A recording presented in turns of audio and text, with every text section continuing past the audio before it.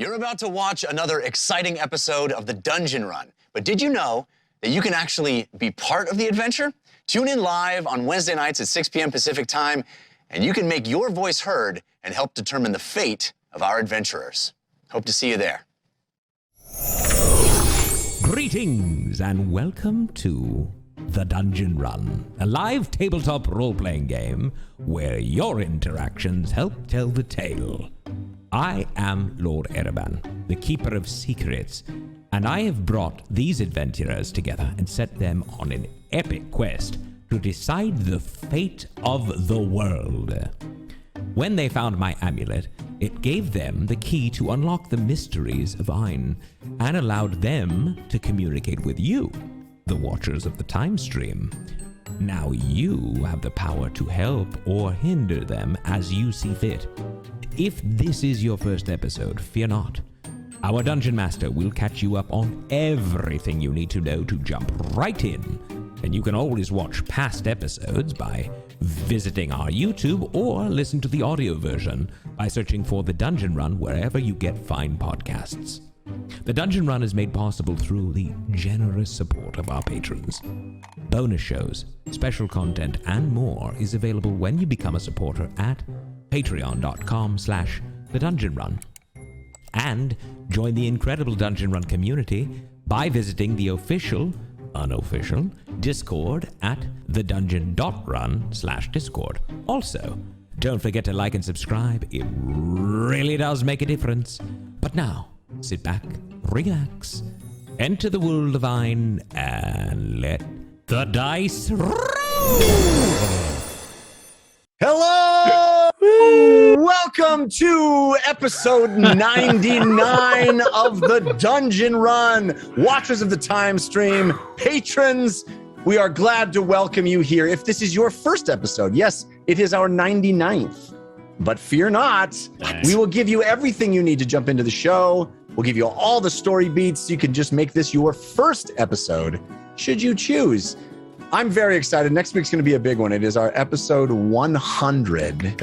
And, you know, internally, I have said, I haven't said, but I have been, actually, Bernardo, our old showrunner from the Caffeine days, set things up like an actual TV show where you mark the season and then the episode number. So everything has been 101, 102, 103, 104.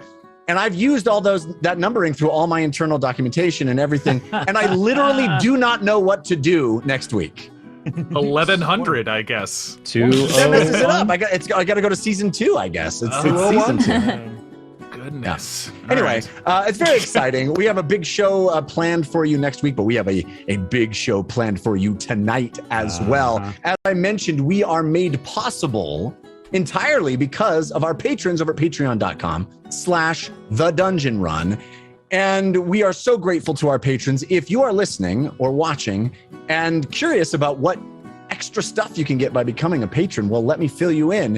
It is cool. There's a lot of extra goodies, including extra shows. We have an entire talk back show every single week with members of the cast, recapping what went on the previous week, thinking about what's going to happen the next week. It's called the Dungeon Cooldown, and it is exclusive to patrons for a window of time.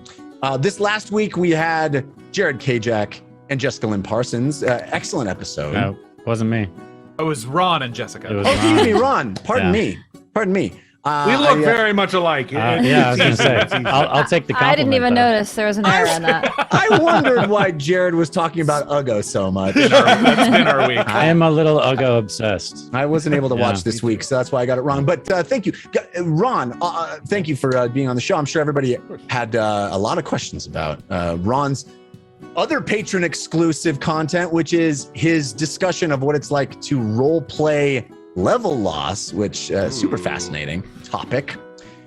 We also have an entire other show called Arcane Artistry. Yeah, you should definitely check out if you're a patron, and you should get excited because there's new episodes coming, right, guys? Yeah, there's a new episode coming at the end of this month. Yeah, absolutely. Are we able to tease who the guest is for that one? Ron, do you want to? Oh, I'm sure. Why not? Why not? Why not? It's the We season. were both really excited to find out that this we'll call him Sean Merwin because that's his name. That's his Sean Merwin. He's works for Ghostfire Games. He's been a long time D&D writer. He even wrote for Dungeon Magazine way back in the day. Wow. He's a game creator. He's also a dungeon master and a player. So it was kind And of this just cool. an all-around genuine person. Oh yeah, too, which is super wonderful. nice guy. Yeah, one of those guys where it's like you ran over his cat and he would still be cool with. Why He'd be did you upset. guys He'd run be over his upset. cat? Why did you run over his... It's a weird premise for a Herald show, always but it uses works that for us. example. As the tabaxi of the group, that's a really weird metaphor, Jared. Yeah. Anyway, That's how definitely- nice of a guy he is. Sean Merwin, if you're out there, you're a super nice guy. Don't ever change. Also, sorry about your cat. Arcane Artistry is our deep dive with special guests from around the D&D community. So definitely check that out. We have a couple of other really big announcements. Yeah. Including the fact that next week, our 100th episode is going to be chock full of some newfangled accoutrement. There's going to be a brand new logo for the show that we have designed. Ooh. And in fact, we're going to give you a sneak peek at that logo right here tonight. Nice. When? Right now. Check out the brand new Dungeon Run logo. It's so good.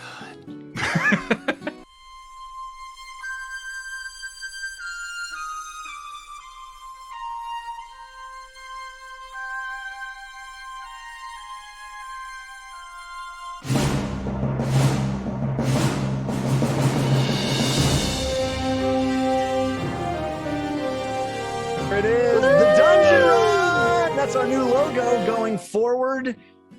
Special thanks to who else? Elliot for Yes. helping us design Thank you, that. Elliot. The best, Elliot Rodriguez. Incredible, Yes. incredible work, and we are so proud. There's going to be a full Well, rebranding special of the thanks show. to Jess and Ron too. Didn't they do a bunch of stuff on that Animated as by well? one Yeah. Ron. Ron Elkin. animated that entire video. Very, very cool. Yeah, so the show is as we move forward into triple digits, it's only getting bigger and stronger, and that is thanks to our patrons. We also are grateful to folks that watch the live show and contribute, donate, buying those digital items. Every show we have a tug of war between Team Force of Good and Team Force of Evil, and that tug of war is accomplished by purchasing either balloons, gold for Team Force of Good, or purple for Team Force of Evil. And potatoes, golden potatoes for Team Force of Good, evil yams for Team Force of Evil. We are super grateful for those contributions. And the winner of the tug of war every week has a card in play for the following week's episode. Last week, Team Force of Good was triumphant.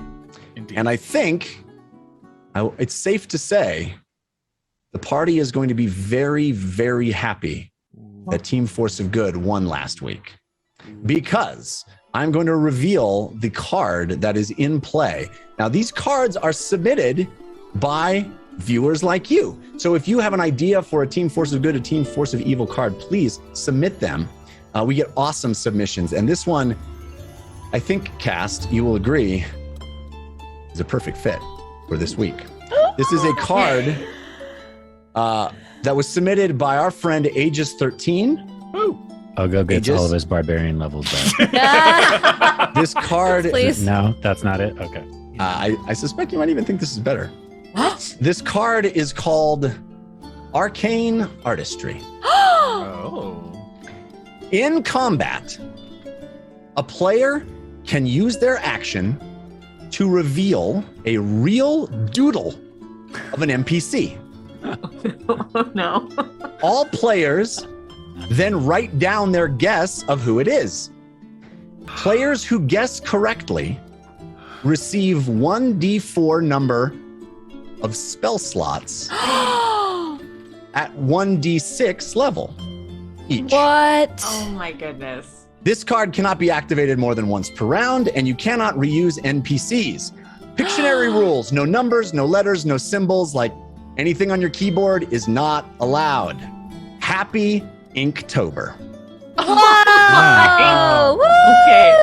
If anyone wants I to play am- Drawful with me, they I should am be horrified So for this. terrible at this. Okay, so the idea is that we But draw I an love NPC. We draw an NPC, and if other people guess it correctly, then that person gets back spell slots. 1d4 spell slots. Sorry, it's 1d6 level of 1d4 spell slots. Yeah, so the D4 determines how many spell slots you get, and the D6 determines which level they are. Right. Well, then I could be a terrible guesser because I don't have any spells. That also could be really bad for me if I roll anything other than a 1. But you can help your fellow castmates. That's Jared. true. Yeah. That's true. And For no, once. no symbols, right? No symbols, nothing no that is on your numbers, no keyboard. words. So look at your keyboard. Nothing that's on the keyboard can be in your drawing. Okay, so we're drawing like a picture of an NPC, You're like trying to their body, hopefully. draw something that will help someone figure out the NPC.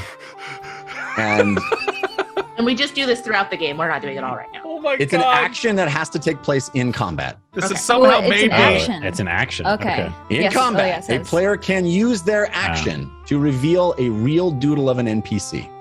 And so, for example, if I was like, my NPC is Lily Dumblestuck, I would try to draw. He's not an NPC, but yes. That's a Well, PC. as an example, I don't want to burn up any NPCs with my Right. example. Good call. Good call.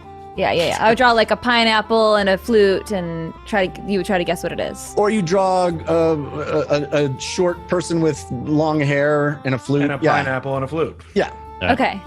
You can draw whatever you like, but no symbols. I mean, you can draw a heart because that's not on your keyboard, but you can't draw a dollar sign, right? Does that Okay. make sense? Mm-hmm. No QWERTY symbols. Got it. This has somehow made this episode even more stressful. I thought you guys were going to love this. No, All it's the amazing. discussion- I love this We one. All we the love it, we discussion love it. pre-show was like, I love it spell level so didn't have any much. spell slots. Oh my god, he has spell slots.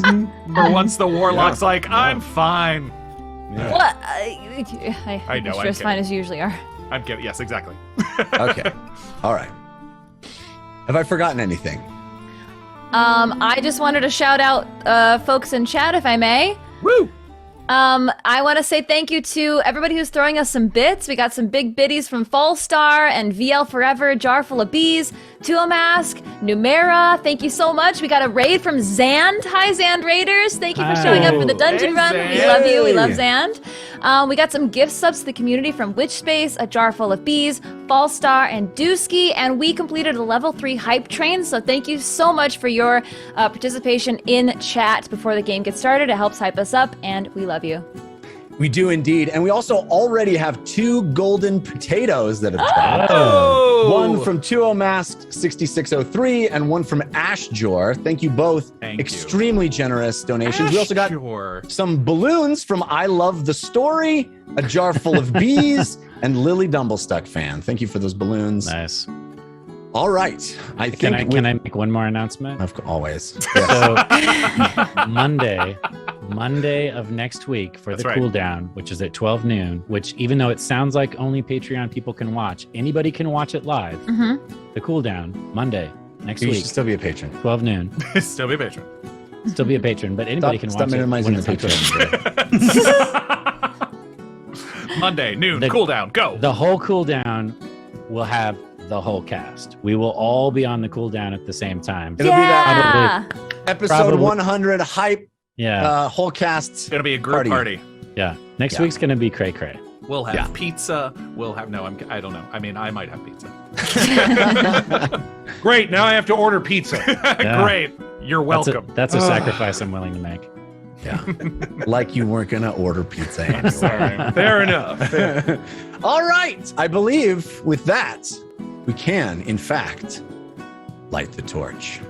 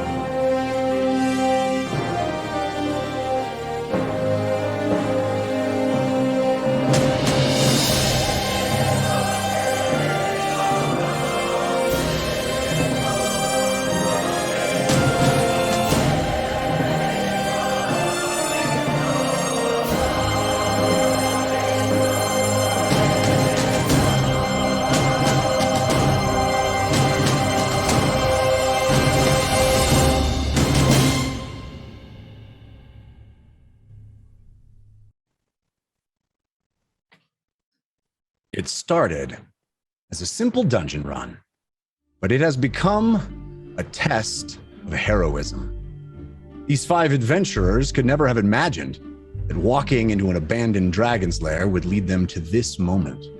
Facing off against a horde of demons, the fate of an entire city in the balance. But some are born heroes, some become heroes, and some have heroism thrust upon them. So it was with these heroes of Bingle. When they found the Secret Keeper's amulet and became the most important people in all of Ain. For Ain is a world in peril, and its erstwhile protectors, the 100-foot-tall elementals known as the Wardens, are missing. 300 years ago, the Great War of Ideas ended when 5 champions of the realms gave up their lives to transform into the Wardens. Everything that came before, all knowledge, advancement, and understanding was lost. Only a few memories remained, hidden in the subconscious of the Wardens, waiting to be unlocked. And the key to unlock those secrets was the Secret Keeper's amulet. So with the help of a group of wizards known as the Natural Order, the Heroes of Bingle traveled across the realms, tracking down the Wardens and investigating the group that had captured them. They found the lightning-infused Storm Warden held by a mad scientist inside a floating sky tower. The fiery Inferno Warden trapped by an amphibious warrior at the bottom of the sea. And the aqueous Typhoon Warden guarded by a cunning thief inside a bubbling volcano. All of these sights and all of these opponents overseen by the shadowy spellcaster Calcutta Theed, the Ashen Mage. The team managed to defeat members of that cabal and free each of those 3 wardens, but not before Theed was able to extract their power and use it for her own nefarious purposes.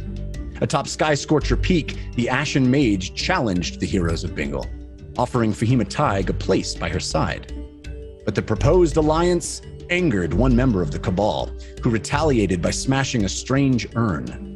The resulting blast allowed the team to escape, but unleashed a terrible scourge upon the land. Demons, appearing out of nowhere, roam the countryside, laying waste to anything in their path. Though none of these vile creatures seem familiar, the Heroes of Bingle did encounter a demon lord before. As they approached the dwarven stronghold that led into Sky Scorcher Peak, they were mysteriously transported back in time 22 years and deposited into bodies that were not their own. While displaced in time, they tracked down an ancient treasure, gold, jewels, and the hilt of a weapon called the Godslayer Blade. They investigated a castle on the Isle of Rum, a dark and disturbed location situated on an island near a body of water that drove sailors mad. An island relocated, it is said, by the Quake Warden himself. There, they uncovered a mystery that led them into a pitched battle with the Lord of Crows, a sinister being of malice and hate. Fortunately, they managed to banish it back to the dark dimension from whence it came. That trip to the past is also when Uggo began his journey toward becoming a paladin of the Candle Queen. After rescuing a group of captives from a vicious band of Yuan-Ti, Uggo introduced one of them to the Goddess of Truth, extolling the virtues of devotion and offering a path away from rage. After returning to the present, Uggo made his own powerful choice to turn away from rage and embrace the Candle Queen's warm glow. When the team discovered that Uggo's brother Braca had entered into a strange symbiosis with the demons that appeared near Thorn, they journeyed to the city of Uggo's birth to investigate.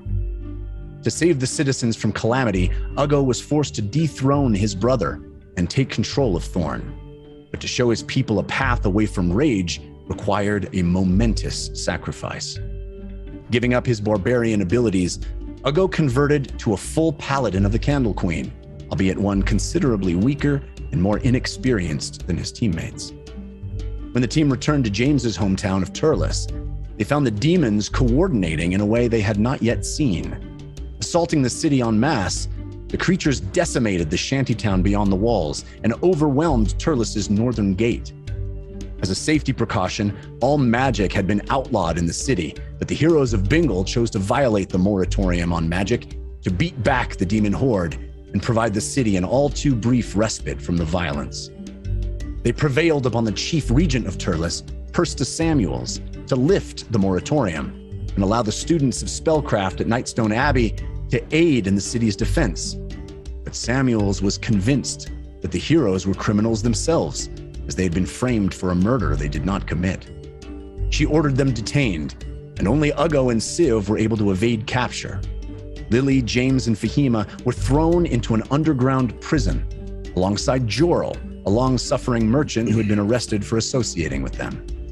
Civ and Uggo ran back to Nightstone Abbey, where their allies, wizards of the natural order named Hermelfesh and Torvald the Timid, were researching ways to assist in their quest. But Civ and Uggo were furious. They railed at the wizards' inaction and threatened to side with the demons if Fesh did not convince Persta Samuels to release their friends. Meanwhile, James, Fahima, and Lily made their case to the Chief Regent from inside jail, presenting evidence and perspective for both their own innocence and the efficacy of the moratorium. But at the very moment Samuels was ready to declare her verdict, burrowing demons erupted from under the floor, large and terrible creatures that slaughtered the prison guards and nearly killed Samuels herself. Luckily, the team was able to escape from their cells and battle the vile monsters. Rushing out of the prison, they quickly became aware of the scope and magnitude of this new demonic invasion. Across the skies, winged fiends visited destruction on the city, bombarding buildings with sonic blasts, plucking townspeople from the street, and butchering the city guard.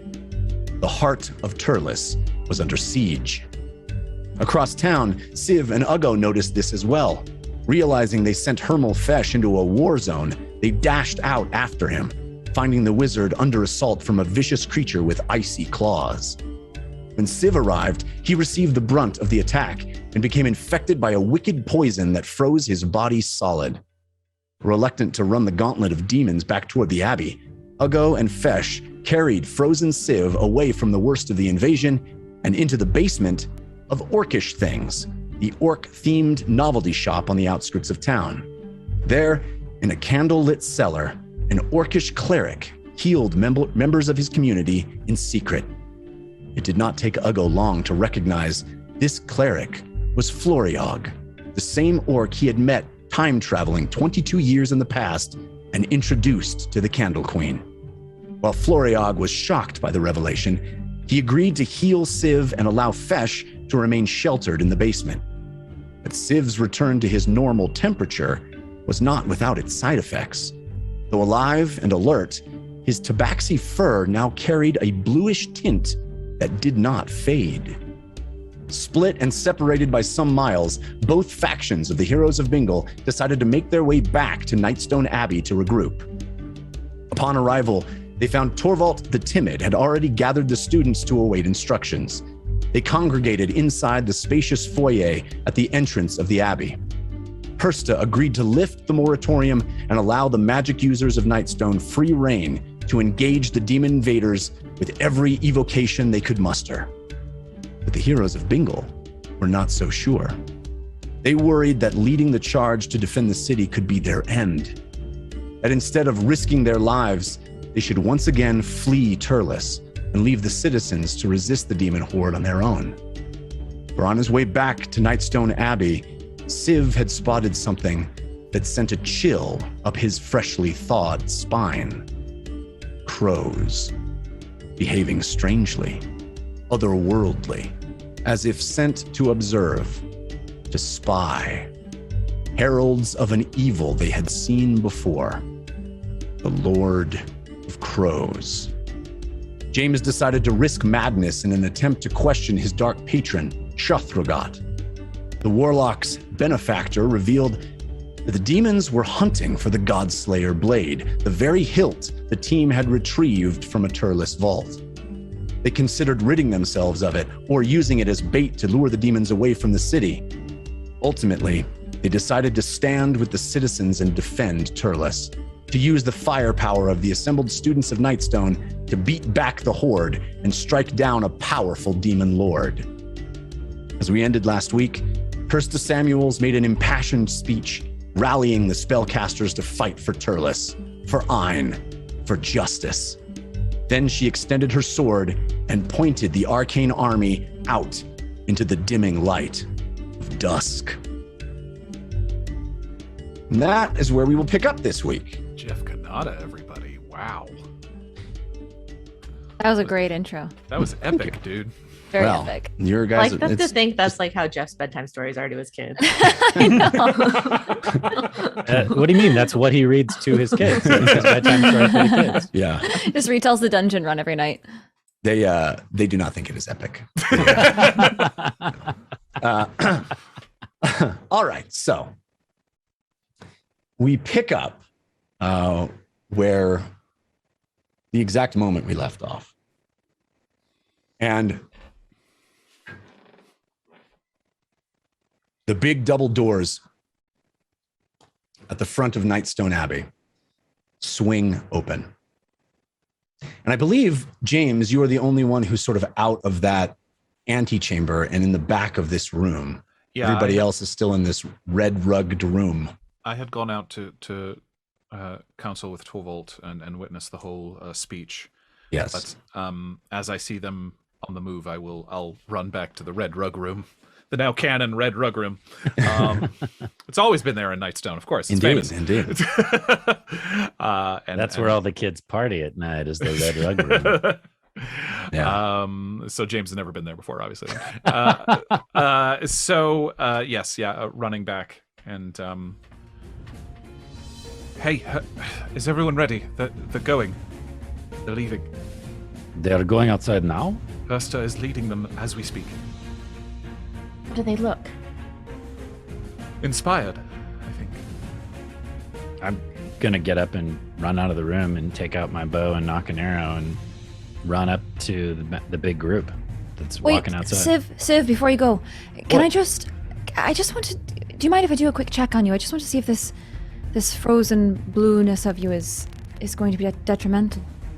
I feel fine. Well, you feel fine, but I don't know what it means. Just a quick check. You look a little sad. I'd like to do As soon as the demons get here, they are going to rip apart the first wave of students, and then the whole thing will fold. We have to protect them. So as Civ's talking, she goes, okay, yeah, and she kind of like trails her fingers across his shoulder and down his arm, and she's doing an Arcana check on him to see what this blue might be. Okay. You have advantage from Whisper Joe on that Arcana check. Thank you, Whisper Joe. Oh we my god, I'm also- so hyped right now. We also got a gold potato from Calcaneus 2. Calcaneus 2. And they say sequels aren't as good as the original. That brings the Calcaneus one was not my favorite. Whoa! Hot It take. ended I on know. the Hot take. cliffhanger. Hot take. Hot take. And also Vision XD just came in with a golden potato. Oh, that's Thank a you, new name. Vision XD. Thank you. Thank you, Vision. That brings the tug of war to Team Force of Good 100%. Nice. It's a good night. Clean sweep so far. Okay, what is your Arcana check? 23. 23. You definitely sense some magical influence here, but it is unclear to you what that means. It does not appear to you that Civ is in any kind of state of injury or there doesn't seem to be anything threatening him immediately, but certainly you do recognize that this is not a natural occurrence with his fur. And I'm not able to recognize what its source is, where it might have come from. No. Okay. All All right. right. All right, so And I run. Civ runs as your hand trails his fur. He runs out into the throng, and Civ, you hear as you enter that room, Persta let out a battle cry. You're at the back of this pack of beige robes, but you can feel the intensity in the room. The anticipation is building. It's Are like they in any kind of formation, or are they literally just running out like a mob of wizards? Well, no, I mean, she clearly has organized them into battalions. Like a phalanx. Yes, but Okay. you are sort of at the back. This is sort of like the start of a marathon. If you've ever, seen that or been a part of something like that, where like the gun goes off at the front and everybody starts moving, but at the back there's nothing happening yet. You know what I mean? So noise from the front carries all the way back to you as the students at the front begin to rush forward out of the foyer and into the courtyard, shouting and readying spells. But you are still stationary, waiting to be able to move. Can I just unable go through to a see. window? What? Can I just go through a window? Well, there's not really a window. I mean, everything is sort of out the front. You could run all the way to the back of the building and go in the way you. There's no side door? Not from this room. You could leave this room and go into another part of the school and go through a side door, and come around the side of the I building. guess my question is, if they're all bottlenecking, if they're all funneling together and it's taking a lot of time for them to all get out, then I would spin around on my heels and run for a different door so that I can get around to the front where they're all coming out. Okay. I'm just worried about that initial impact of demon and wizard. Right. Yeah. Okay. So as you turn on your heels and run the other direction, you head out to another exit as soon as you can, and as you exit the building and move your way around toward the front of this courtyard that you guys have moved through many times, going in and out of Nightstone Abbey. It's a big, sort of beautiful entrance courtyard that leads into that large foyer. It's really the main entrance to the school.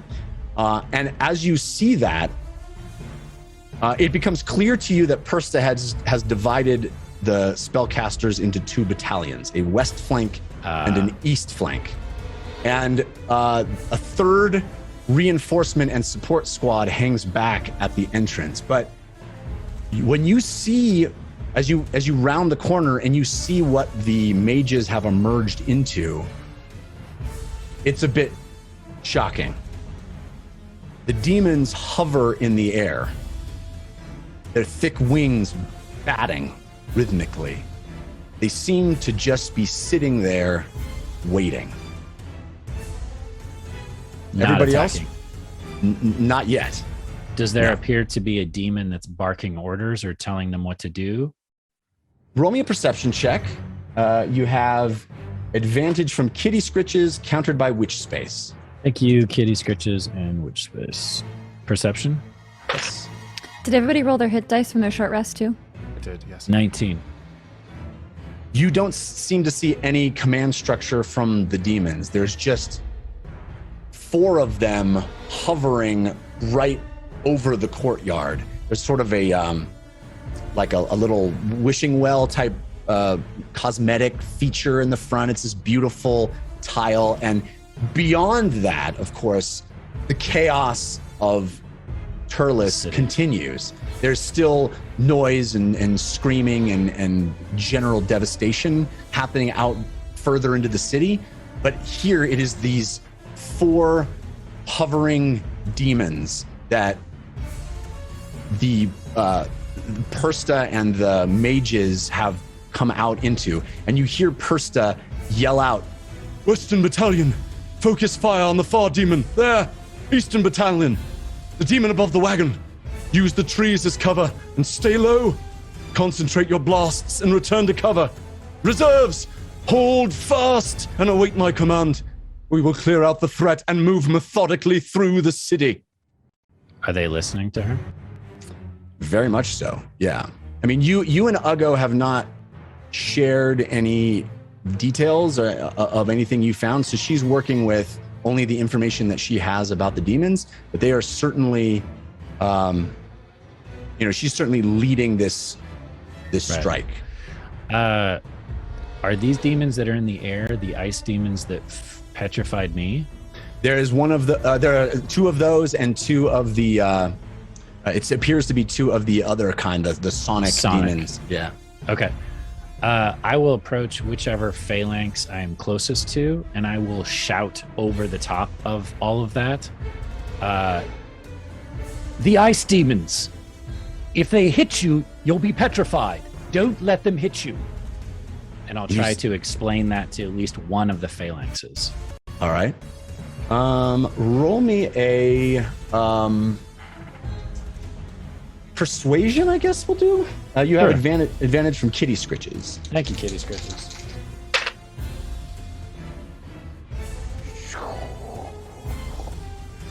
Where are 15. the rest of us? That's a good question. Where are the rest of you? I mean, Well, so Civ dashed out. yes. Yeah. Okay. Well, I wanted to have a quick huddle before we all went into this fight, I suppose, so we get on the same page. We don't have a lot of time, but yes. No, I know, but at what point do we leave? I think If it comes clear that they're searching solely for us, at what point do we leave? if it seems that we are about to lose the hilt to them, they cannot. This day cannot end with that in their hands. Yes. And how do we prevent that? Exactly. You grab it and you run.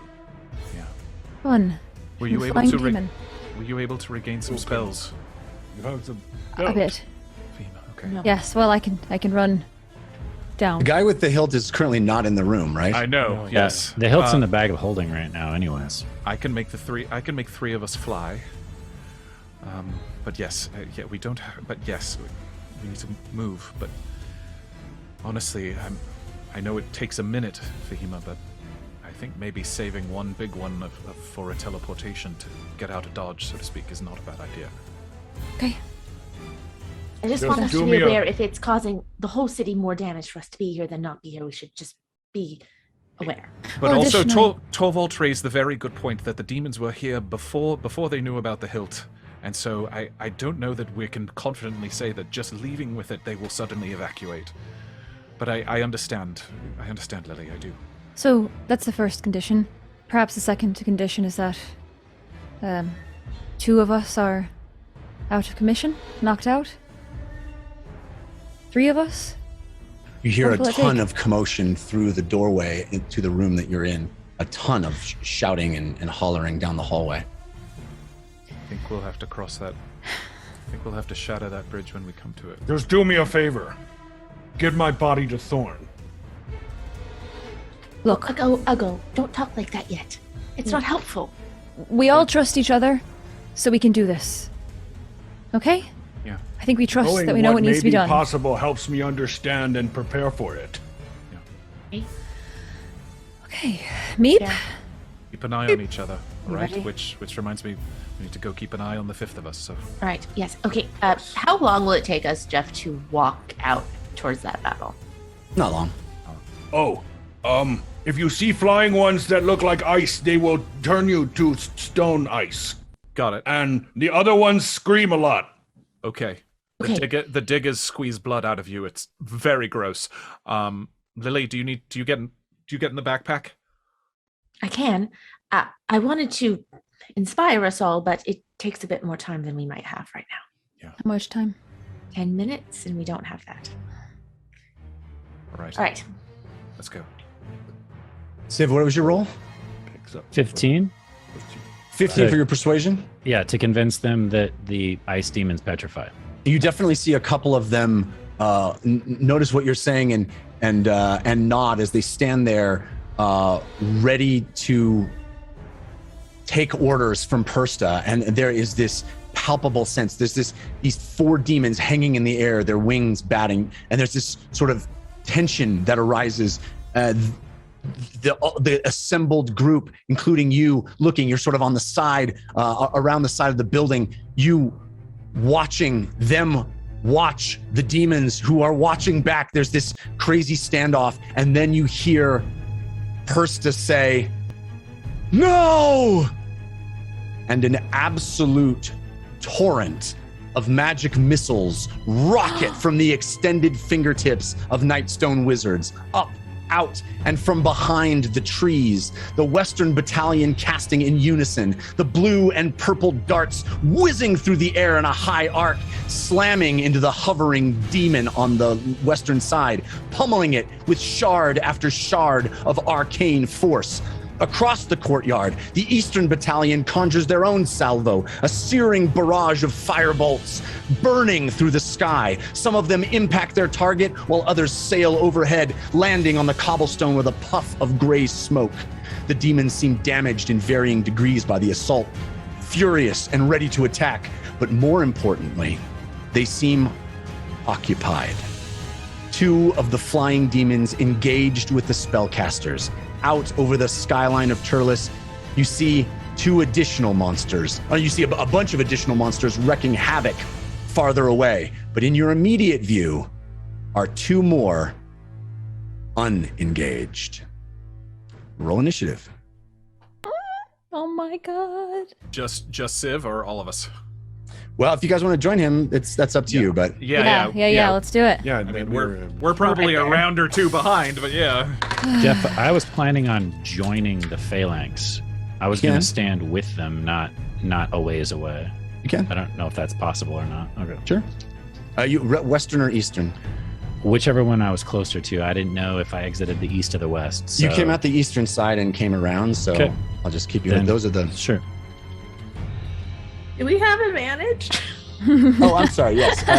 Sid, you have advantage from Chitty Scritches. Thank you, Nima, Chitty you have Scritches. advantage from Drew from IT. Thank you, Drew. James, you have disadvantage from asking yes or no questions. Oh no! He has 1 word to respond, whoever you are. Read the spell. We're going to Okay. fight about this later. Ago, you have advantage from a jar full of bees, countered by not your hero. Lily, you have advantage from Lily Dumblestut fan. Yes. Still a 17, even at disadvantage. I got a dirty 20. 18. Hang on a second. Let's see if you said dirty 20. Yeah. Fahimi, you said 18. What did everybody else say? 17 for James. 17. Lily, what did you say? 21. 21. And Ago? 7. Oh. Oh man. Oh, buddy. See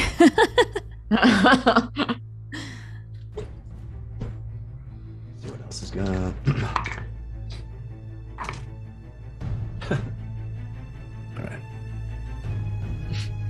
All right.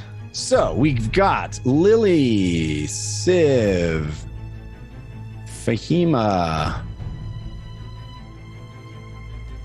Demon 1, Ago, Demon 2. Oops, sorry, James is in there. James is after 17. Fahima. Okay. Yeah.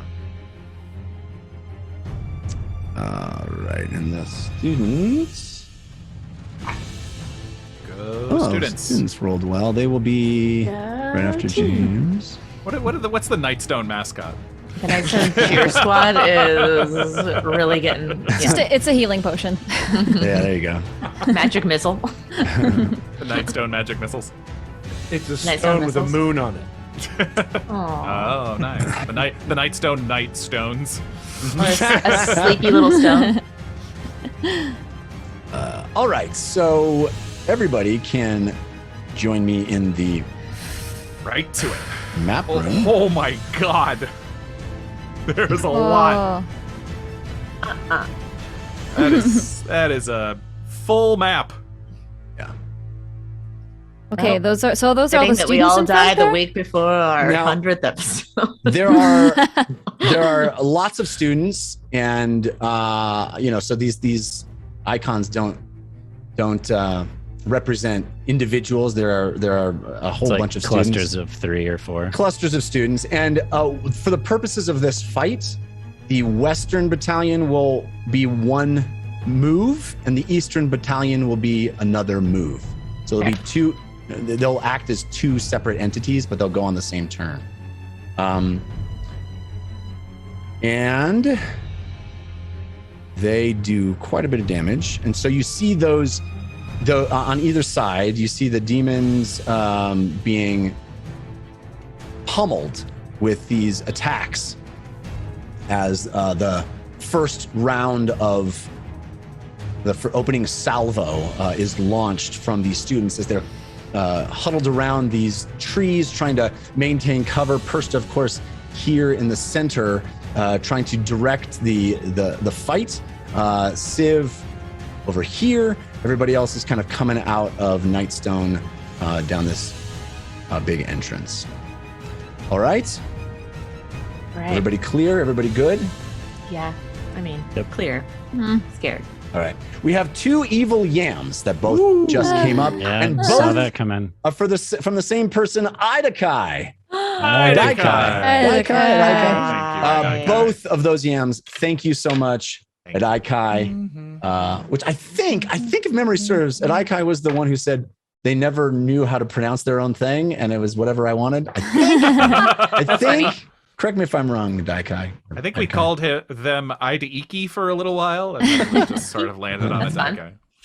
All right, so Lily, All right. you're first. Okay, I'm going to use my action to arcane artistry. Woo! Yeah. All right, I'm also horrified to do this on international web broadcast. I love that you're doing this, and I don't want to dissuade you. I just want everyone to be super clear that the person who's drawing doesn't get the effect of the card. It's the person who guesses that gets the effect of the card. But it's everyone gets to guess? Or okay. Everyone gets to guess. Let Jessica guess first. Okay. And then I just don't say anything everybody until guesses by writing down the name, and then we all hold up. And one per round, right? It was, I believe it's one per round. One per round, yeah. Okay. For each correct guess. So combat player. Can this card cannot be activated more than once per round, and you cannot reuse NPCs. Katie and Jessica should not do the thing this round. Well, no, it's Katie's already doing it. I'm doing it. All right. What happens if Jared gets spells, it right? Katie. No, I know this isn't. This is to give to other people. Right. Do it. Okay. Are you ready? Because I don't know if I am. So if I get it right, I get spell slots. If Morgan gets it right, he gets spell slots. Correct. Nobody shout out the name. You don't speak. Right. You write it down, and then everybody can reveal at the same time. That makes sense? Okay. Yep. Yeah. Are we ready? Yeah, let's do it. Here we go. Okay. That's not that bad, Katie. That's How much actually you're freaking quite out about. Good. Are you kidding quite me? good. Quite Are you good, kidding Katie. me? That's incredible. After the show, I'll show you all my attempt at Lord That Airband. is Incredible.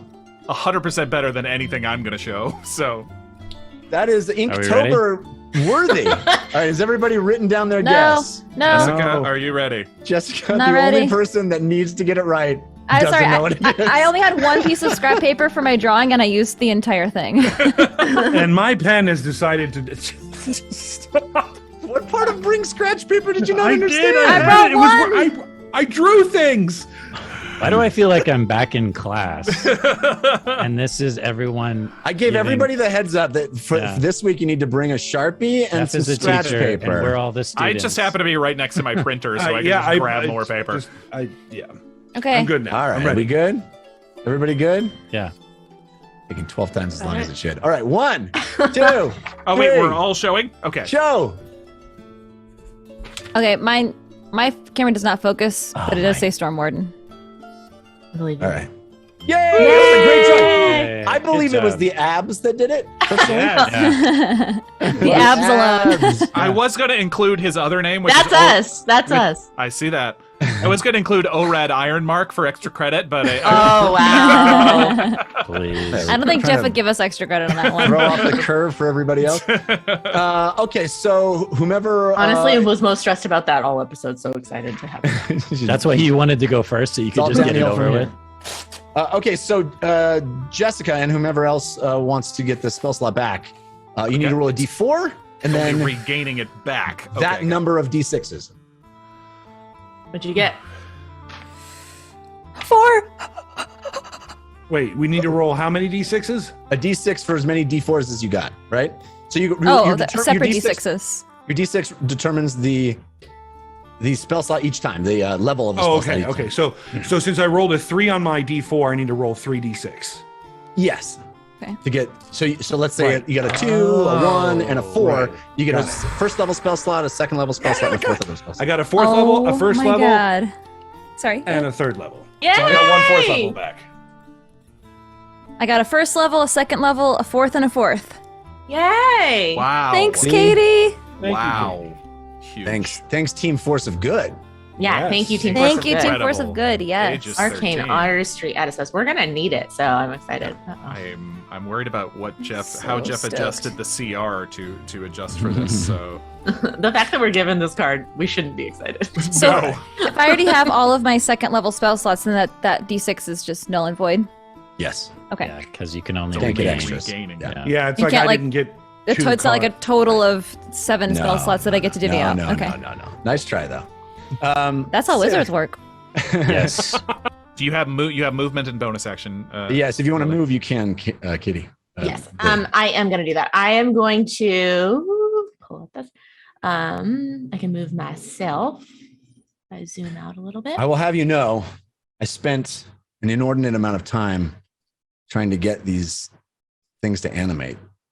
But Really? Which things? The fireballs yeah, the fireballs and the magic magic missiles. magic They're missiles. gorgeous. Yeah. I They're got gorgeous. it, but I couldn't get them transparent. So it was hard. Anyway, Going to I go mo- down I- here because I'm I gonna missed the kind map room is what I mean to say. No, me too.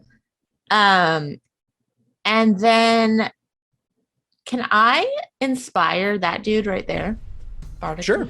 Yeah, absolutely. Okay. And I'll just touch him on the shoulder and be like, being scared does not mean you're not also brave.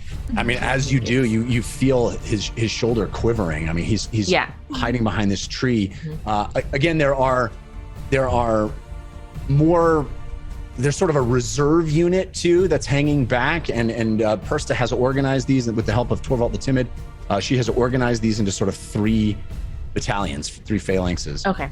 I'll give him a bardic inspiration dice so you can use that however you want to Great. do that with them. But it's a Excellent.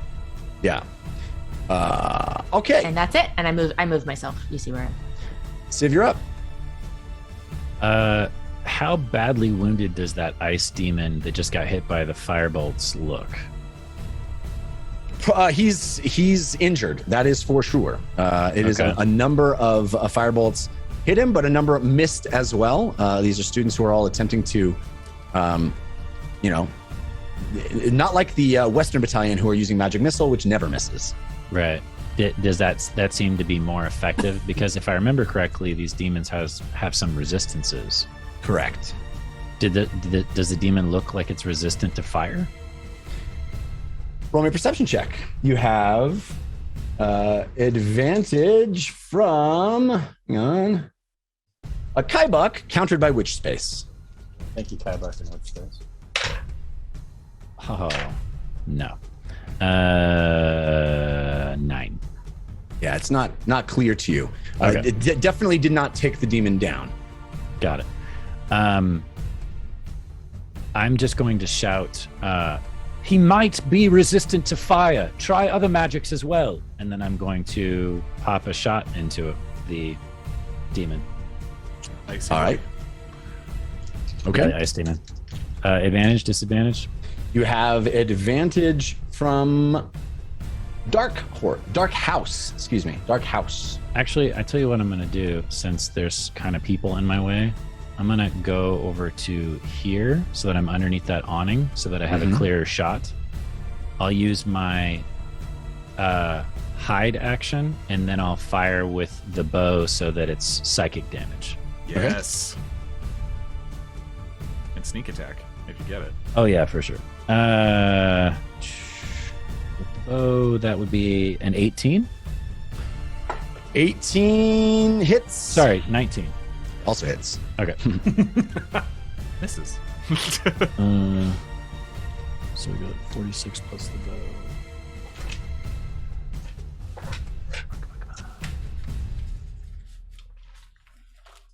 Nice.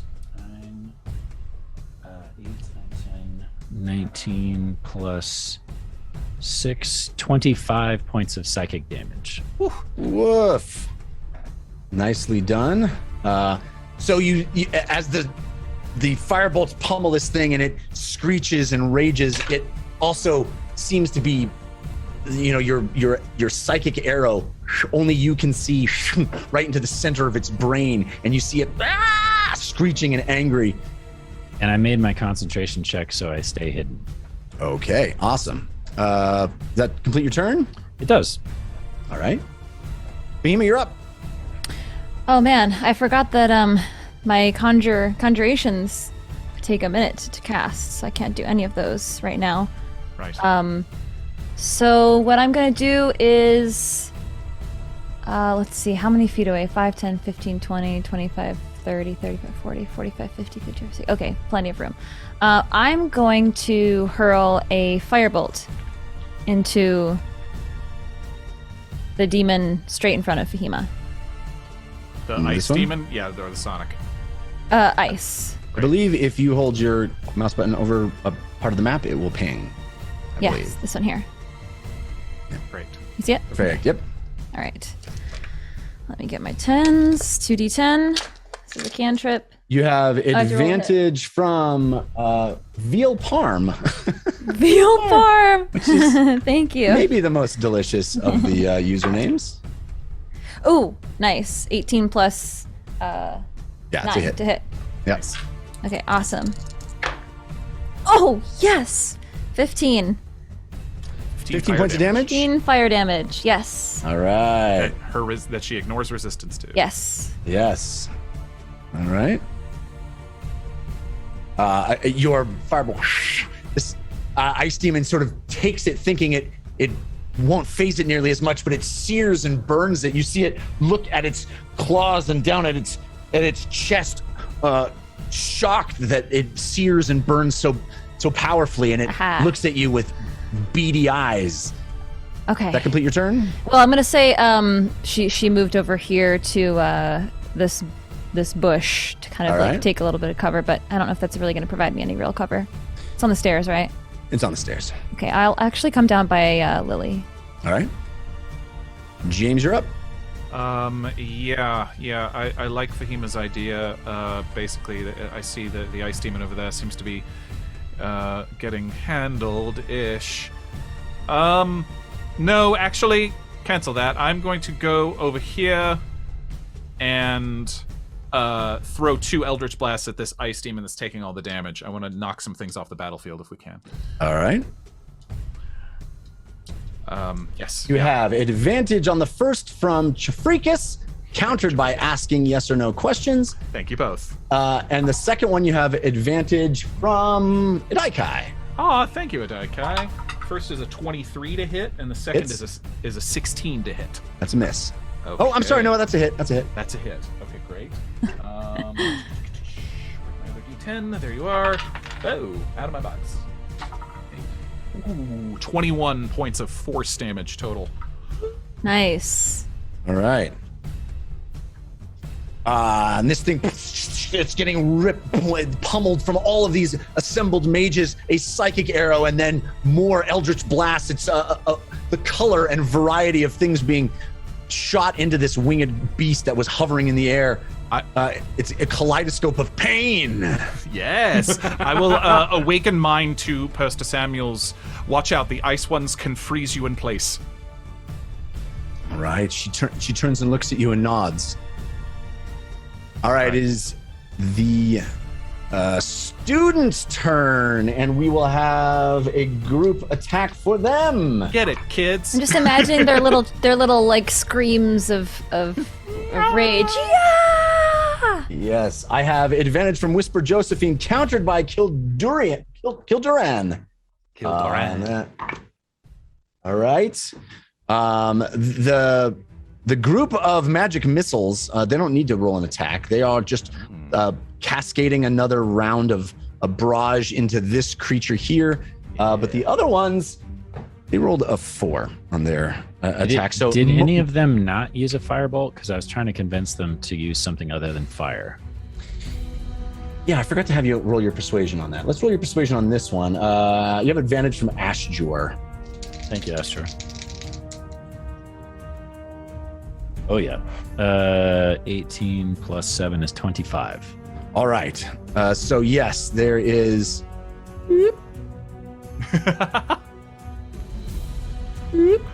Nice. Wait a minute. Hang on. I kind of like that they're sideways. Oh, Jeff. Oh, beautiful. I'm loving this high tech. Happen. There you go. The high tech Those sound sound effects are also so demon. Yeah. You know you're supposed to be much more intimidating if they didn't make that sound. That's how magic missile sounds. Don't bully the demons, okay? They get stereotyped all the time.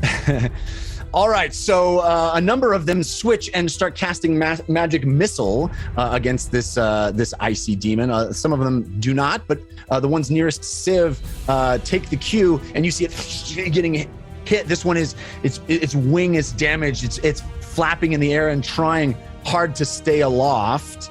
That brings us to the Scream Demons. All right, so this one. Because they're fans of the movie Scream. Yes. This one's going to fly forward here and is going to... Oh, no. It's No. Still in the area? Yeah. It's going to do its explosion sonic lance at the point in the ground within 60 feet, causing the train to explode. Oh, Creatures with a no. 10-foot radius sphere around the target point must make a dexterity saving throw. So that would be Fahima and Lily. Fahima, you have advantage from Lesbian Wolf, and Lily, you have Thank advantage you. from the Cosmic Lord. This is It's landing about here. okay. Oh, Oh, so those two students need to so save too. rude. I Indeed they bardically do. inspired one of them, so maybe. You did. That's right. This is a demon ice scream social. I got a nat 20. I got a nat 20. Can I Nice. save my advantage because Meep automatically gives me advantage on saving throws against spells and magical effects? Sure. Okay. Ooh, come on, Meep. Oh All no. right. So the one that you inspired made the save, but the other did not. So that means you take. Fail, Jess. I got an 11, so I don't know. Yeah, that's not enough. There's a deck save, right? Yeah. 15 points of piercing damage Oh boy. on a failed save, or half Oh, on a wow. successful one. Wow. Okay. As the ground literally, it just concentrates this cone of sonic energy, and it makes the ground explode, and you get injured by the shrapnel of the stone breaking apart. It can only target stone or rock in this way. And I was not able to recover all of my hit points with my short rest. Got it. All right, that's 15 or 7, right? Yeah. All right. So you see, right in front of you, this explosion happens, and these students fall to the ground. One of them steps back up, and he goes, "I'm all right," and the other one goes, "Ah," and you see he's bleeding from his forehead, and this one is going to. Actually, we'll have that one be the one that shot that toward the back of the pack. And this one is going to fly up and attack Bursta, Okay. the leader. Claws. Yep. Okay, so it's actually gets. How high up are they? Have we asked that yet? I mean, when you were out there, they were about 20 feet in the air, probably. And they're, swooping down and attacking. So okay, this one is flying down to Yeah. attack. I have disadvantage, though, from Grasp My Hand and a Daikai on each of these attacks. Whoa. Big time. Yeah. Disadvantage.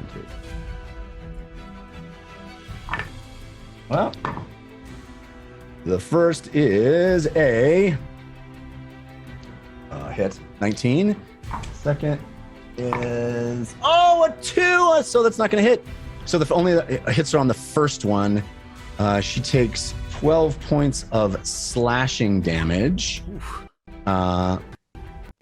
And you see her try to block it. She holds up her sword as the thing swoops down and slashes at her. But she still screams and takes some damage. You see it tear into her plate mail armor, in fact. That brings us to Ugo's turn. Question. Yeah. Can I ready an action to arcane artistry? I don't see why not. It's an action. What's the condition? Right before Lily goes. So he wants to essentially wait until the top of the initiative of the next round to do this thing. Yeah. That's basically what I want to do.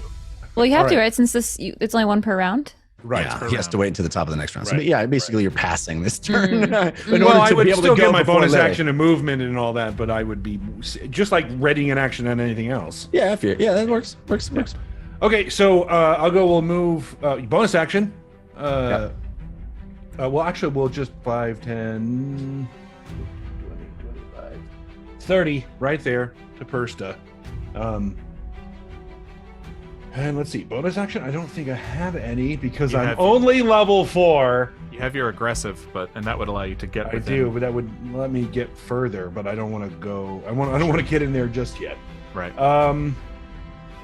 Oh. Actually, as a bonus action, I will cast Divine Favor on myself. Good. Didn't you bonus action move? Nope, I moved. Oh, you moved. I didn't have the bonus action. Just moved. Right. That makes sense. Good. So there we go. That's my turn. All right. So we are down to the chill demons. Remind what Divine Favor does, Ron. I don't know if you've ever cast that. Divine Favor is your prayer empowers you with divine radiance until the spell ends. Your weapon attacks deal an extra 1d4 radiant damage on a hit. Bring on that radiant. Does require concentration. All right. This thing goes to here, swoops down and attacks a couple of students with claw attacks. Straight rolls. Oh, that is a 28 to hit. And that is a 24 to hit. They have to make their con saves. Again, straight rolls. I rolled a 3. And I rolled a 4. Not joking. So the creature you see these things come down. They do 7 points of slashing damage plus 10 points of cold damage on each of these students. Ugh. So that's 17 points of damage each. And you see them start to freeze solid as they've got their hands extended, casting their magic missiles. They start to freeze solid. They get a second save on the next round. They do indeed. But if they fail that, then they're Done. petrified. Mm-hmm. Yeah. And this one, gonna ruin my beautiful thing, but I just move these here. Oh, you got the idea. Beautiful. It's gonna do the same thing. It's gonna swoop down over here. Oh, he doesn't see you. You're hidden. It's gonna swoop here. And attack these two. That is a miss. 14. Or no, wait. They have. Unless they have mage armor. Mage Do they armor. have mage armor? Yeah, they all do. That's good, because otherwise these demons would never miss. But that is a 16. So it does hit one of them, and it does, again, 17 points of damage, and it has to go con save. A 4? I'm not joking. And a 5. I believe you. Yeah. Oh, No, wait, there's it only only one needed con one save. roll It one. only needed Yeah, one. only needed to roll one. Anyway, but it was a 4 and a 5. Maybe I got the 5 out of the way for the next time. So again, you see these students sort of freezing solid as the demons are attacking them. That brings us to Persta's turn. Persta is going to take a swipe at this thing. She rolled a 14 plus. She's got plenty of. That's a hit. Great. And it takes 1 point of damage. 12 points of damage. Okay, So okay, Persta's doing. Persta. She's screaming and swinging her sword, and she says, "Lay into them. Keep the pressure on." So that one takes 12 points of damage. I think that's 2. That's the first time that one's been injured. Yes. And we are at the top of the round. That would be Lily. Right before Lily goes. Go goes.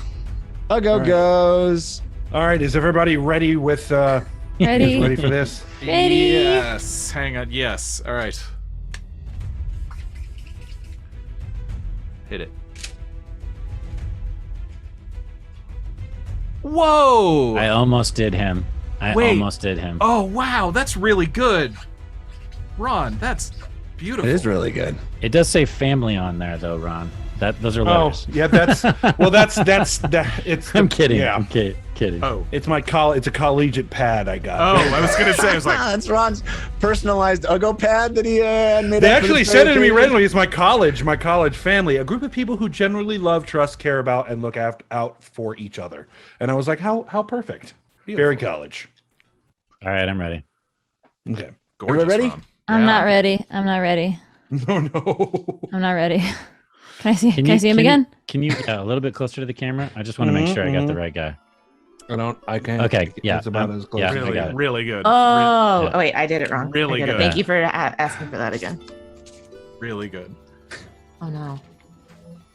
It's like Oh no, I can't cartoonist. remember his didn't know. name. All right. No, wait, Hold on, I'm not ready. I'm not ready. I'm not ready. I'm not ready. Wait. I was Come gonna on, do that. spellcasters. It's been a while. I don't even get anything out of answering these right. Can you give it to me? Dude. I would love That's to. it. Ding. Oh wait, okay. All right. I don't remember I'm his gonna guess. I'm gonna guess. 2, 3. I don't remember his name. I can't think of it. Yes. Oh, what You're did the you one who write? freaking What did you needs write? the spell. What did you write? What did you write, Jessica? Show it to us. Show it. You thought it was Dilly a, dally, you thought it show was a it. salvage mander, huh? I wrote Doodle Bob. What? Doodle Bob. Dilly Bob? Which I think is a. I think it's a. Shit. It's Saugus Van Fleek. It's, Yeah. and he's It's a got a Michael little I Fishing fishing wrote pole. Turtle No Tongue. The only thing. I could not remember He his He has name. a tongue. Loudmouth tongue. doesn't have the Yeah, tongue. I was hoping you were going to yeah. draw a bird. That was the How do only you other thing that I would have added to it. How do you spell his name? Saugus. Saugus Van Saugus. Fleek? Yeah, how do you spell it? Dang it. Saugus. Oh Man, yeah, it that's doesn't not matter right. now. I'm terrible at trivia. Hey, Jeff, and also if I drawing, get so another one of all these my right, can I anxieties. give a spell slot to somebody else? Can I win That's something? not the rules of the game, but The extraction of Saugus Van Fleek. yeah, it's literally a show title. all right, sorry, everybody- guys. I'm It was a sorry. great It was a drawing, John. really It good was drawing. Not It's on a- it. Great. It's really That cool was a drawing. tough I one.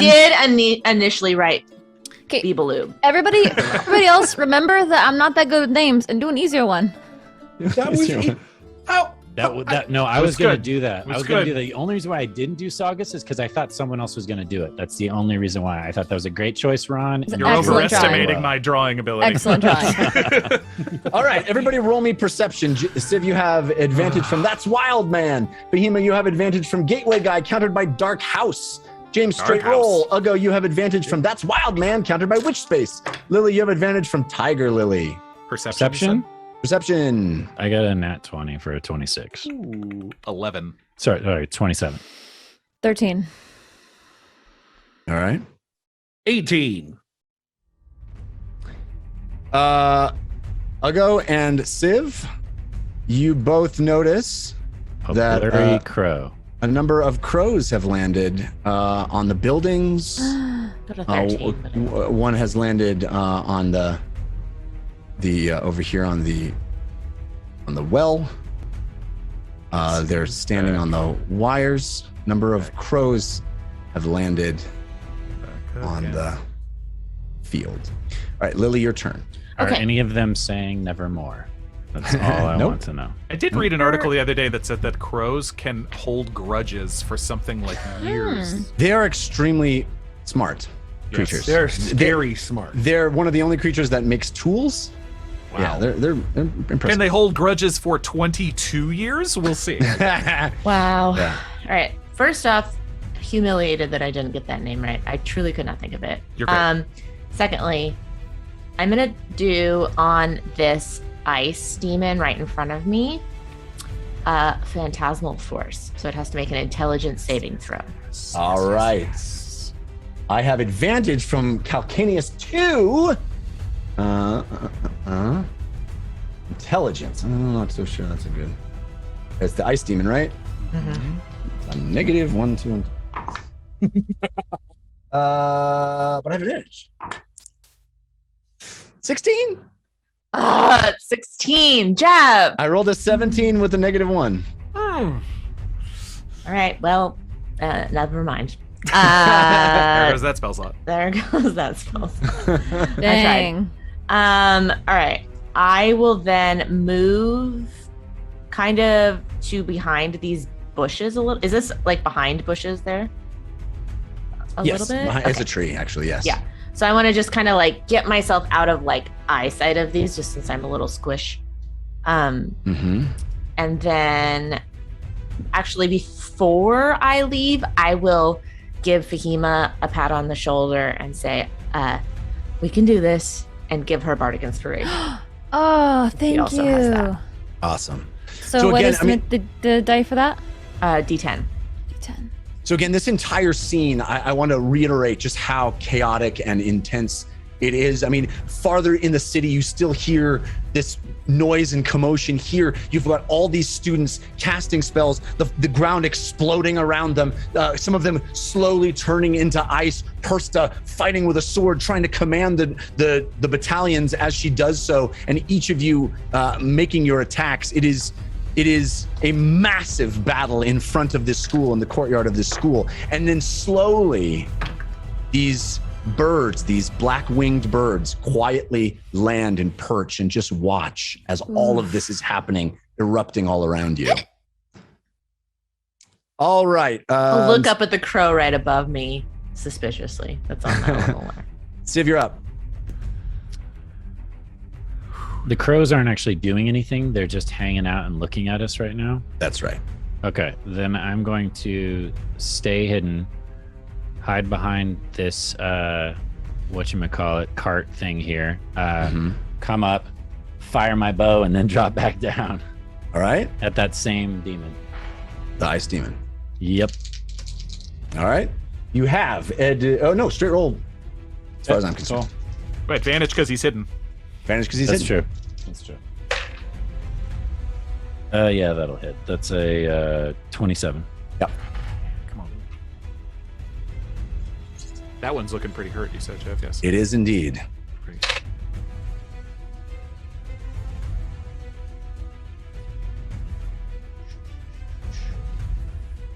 21 points of psychic damage. Ooh, 21. Wow. Oof. All right. Where are you? I can't see you. Oh, you're on the side. All right. So you're getting the ice demon right in front of you. Yeah. And that was my action, and it was my bonus action to try to remain hidden, and I did not make the concentration check. So I guess if he looks for me, then he would be able to see where the arrow came from. Right. Still up, though, that right one. He is still up. He looks very badly injured, however. Okay. Does that complete your turn, Civ? Action and bonus action. Yeah, I only have movement left, and there's no. Yeah, and just one more quick thing. When I look around with my 27 perception, I don't see the Lord of Crows. I just see crows. Correct. Okay. Do I see anybody besides the demons, the crows, us, and the wizards?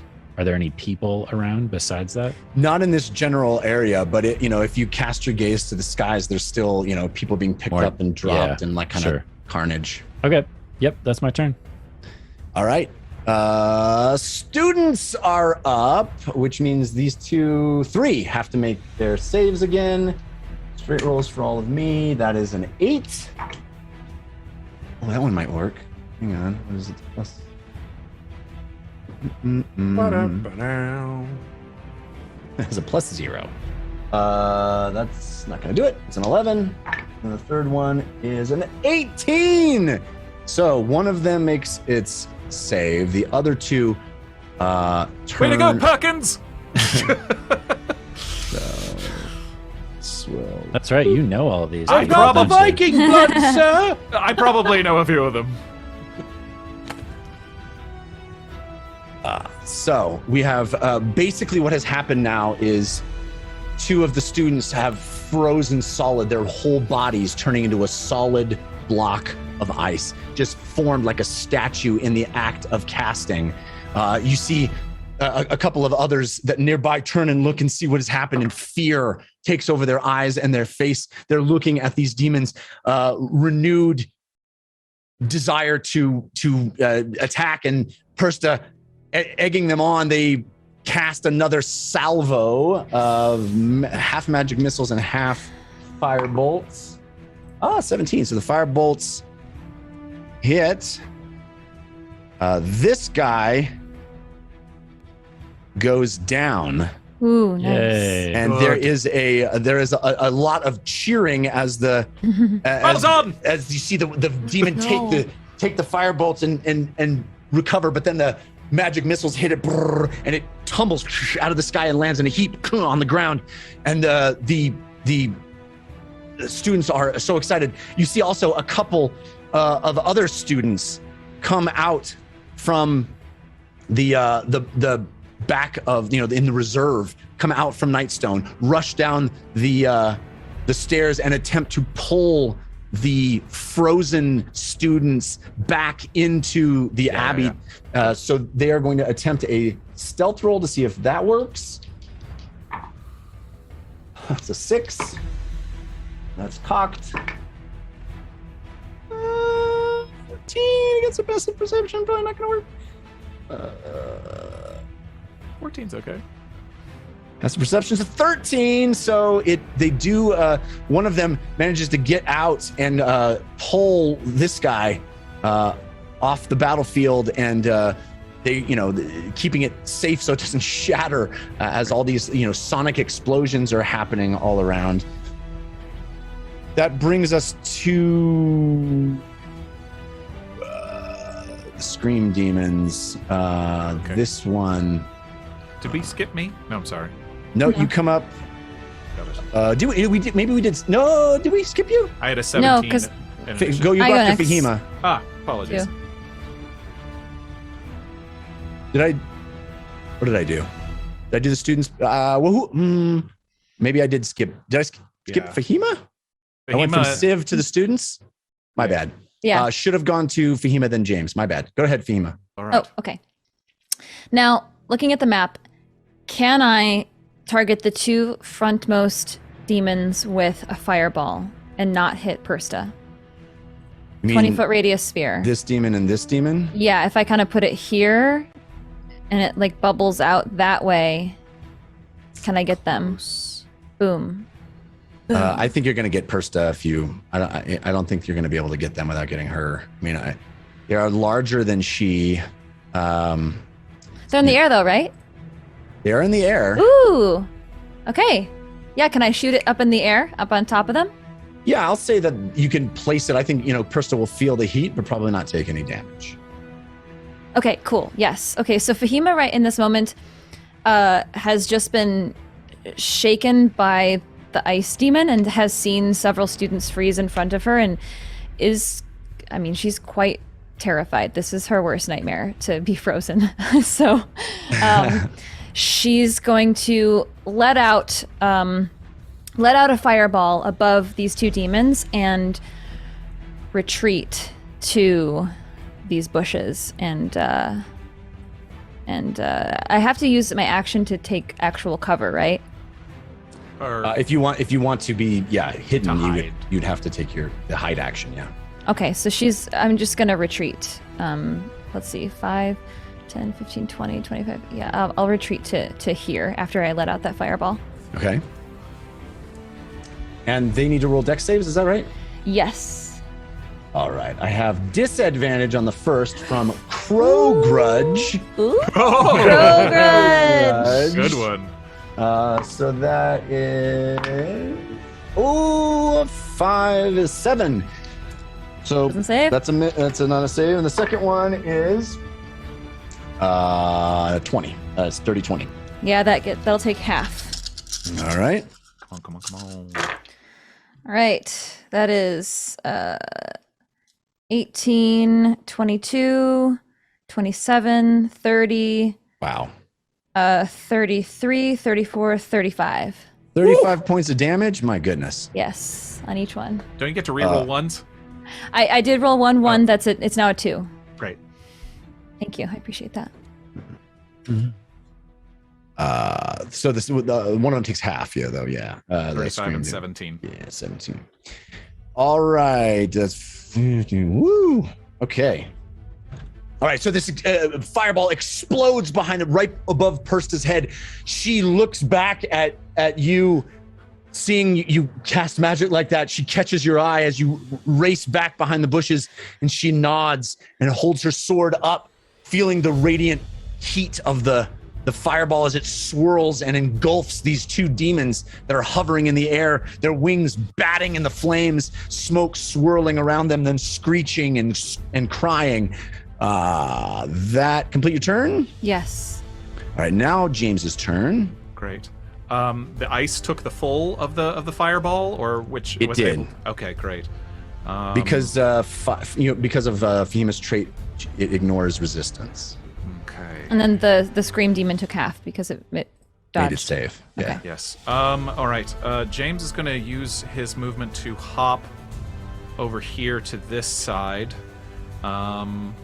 basically making sure that the students, can get to everybody, get to the frozen. I'll be sort of guiding the ones rushing out to help the frozen ones, and then both Eldritch Blasts going to the ice demon, the remaining ice demon. All right. You have got straight rolls as far as I'm concerned. Copy that. How badly does that ice demon look?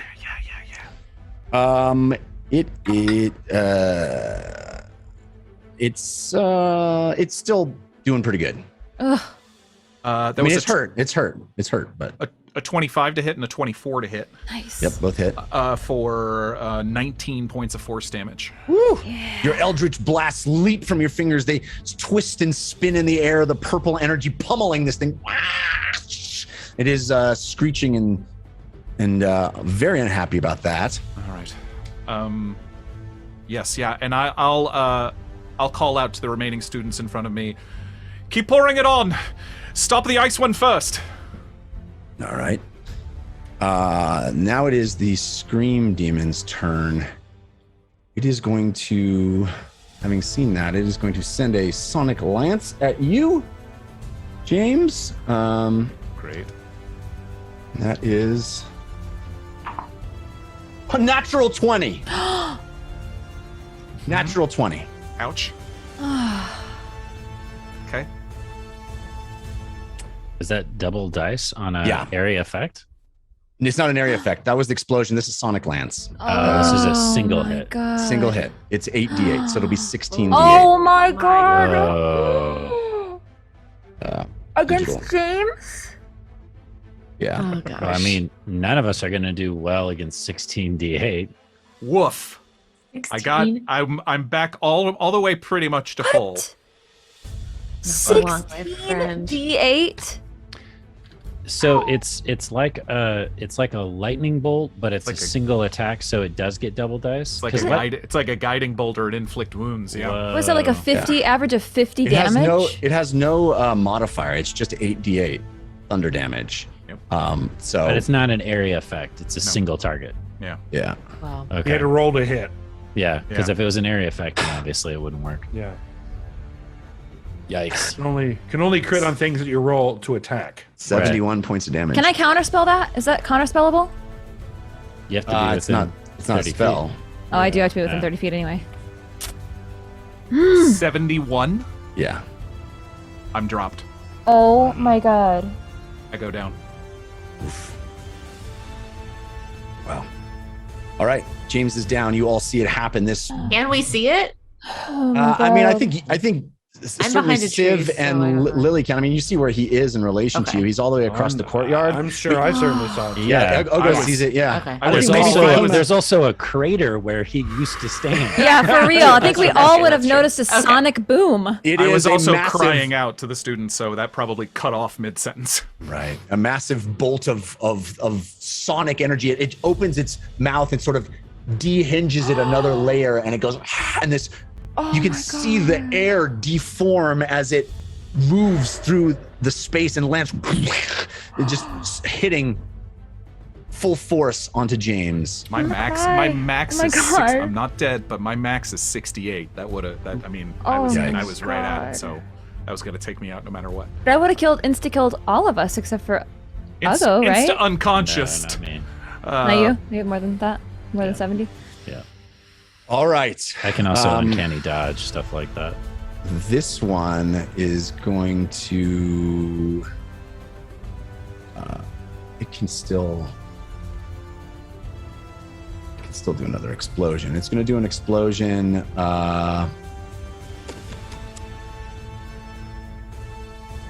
Do an explosion here and try to get Uggo and Persta. And Uggo, you have advantage from the Carson that is countered by witch space on your. I believe it's Dex. What is it? Dex saving throw. And Persta, her Dex I think is pretty good. 16.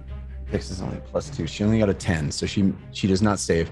But you do save. Oh, thank goodness. So you take half of 14. So you take 7 points of piercing damage. I have to roll concentration. Do I have advantage or disadvantage? You have a straight roll as far as I'm concerned. Okay. Pass with a 19. All right. So again, another explosion on the ground as shrapnel tears into you. You are luckily dodged the worst of it, but some still tears into your skin. Persta not so lucky. She takes the full 14 points of damage. It's shredding her armor, but she stands fast. She says, "We've got them. Keep attacking." And that brings us to Uggo's turn. Uggo looked like he was about to hit that thing in front of him with a maul, but then when he hears James go, "Do that," and then cut off, he's gonna look over there, see that James has fallen, run over, crouch down, and close his eyes, lay his hands on James, and say a small prayer to the Candle Queen. All right. James, you get. Not bad. What's the addition of a D6? Your charisma saving throw. Or your charisma. No, charisma. it's just +1. Yeah, so +1. So 8 total hit points. 8 total hit points. All right. Like I have blood coming out of my ears, probably. Oh my God. Thank you. Candle Queen sees fit you stay alive. I suggest you get off your butt now. That complete your turn, Uggo. Yes, and then Uggo will help James to his feet. Thank you. I was like, is Uggo turning into one of those gym teachers? Rub some dirt in it. All right, it is the remaining chill demon's turn. It is very badly injured. It is going to. It's going to take a swipe at a couple of students. Oh, rude. Yeah. Rude. That is hit and a miss. So it hits only one of them. It has to make its save. It made it save. Okay. So it doesn't turn to ice, but it does take damage. And these, as these students are sort of whittling away, the reserves hang back, waiting for their time to be called forward, sort of trying to be supportive, pulling students back, subbing in for them. That's how this is sort of working, is that these two battalions are trying to stay up. But as they take damage, they are less and less able to deliver the same amount of damage into the demons. So we are at Persta's turn. She misses. She's been attacked on all sides. But she takes another swing at this flying scream demon, and she rolled a 6, so she misses. Top of the turn, it is Lily, but first you see in the trees more crows land. Oh god, the On the crows have treetops. icons on the map. That's not a good It's sign. terrifying. It's terrifying, and they keep coming. Are they surrounding us more now? They're up closer. They are. I mean, There they're- is They're not- all over. They're swarming. There's Essentially. not a little of them. They are. You see more and more come and land on, in the treetops, on the wires that between buildings. These sort of rope, clothesline wires between buildings. You see them land on rooftops, in busted out windows, all over the place. It's strange. There, as this battle is raging all around, calm, serene crows Ugh. watching and waiting. Someone looking right at me. Someone Stop clothing line. looking Like at it. I me. don't like it. I'm not here. Shut up. Shut up. Right, Lily, it is your turn. I Okay. just want to believe that there's one crow that's just like staring up at the sky, looking at a worm. It's just completely oblivious. Well, there's one normal crow That's and like a somebody's group cousin. of, Didn't get- of demonic crows. They're like, you guys seem different. What's up? One Guys like crow, trash too? one crow just happens to have a little bit of its tongue sticking out its beak. Frank, I thought we were buds. No, who are you? Jeff, is it easy for Lily to tell like how the demons are doing at this point? Like, is that how's I that think ice from demon even look? a passive perception situation, you would be able to see that the ice demon, the remaining ice demon, is the most injured at this point, and this one hasn't been injured at all, Okay. and then this one has been injured. Sorry, can you indicate again? The other one in the back hasn't been injured. Okay. Correct. Wasn't the one in the back the one that was getting hit by all the magic Yes, I mean missiles? injured by you guys at all. Yeah, Yes. It's gotta Yeah, be it has definitely been pummeled by Okay.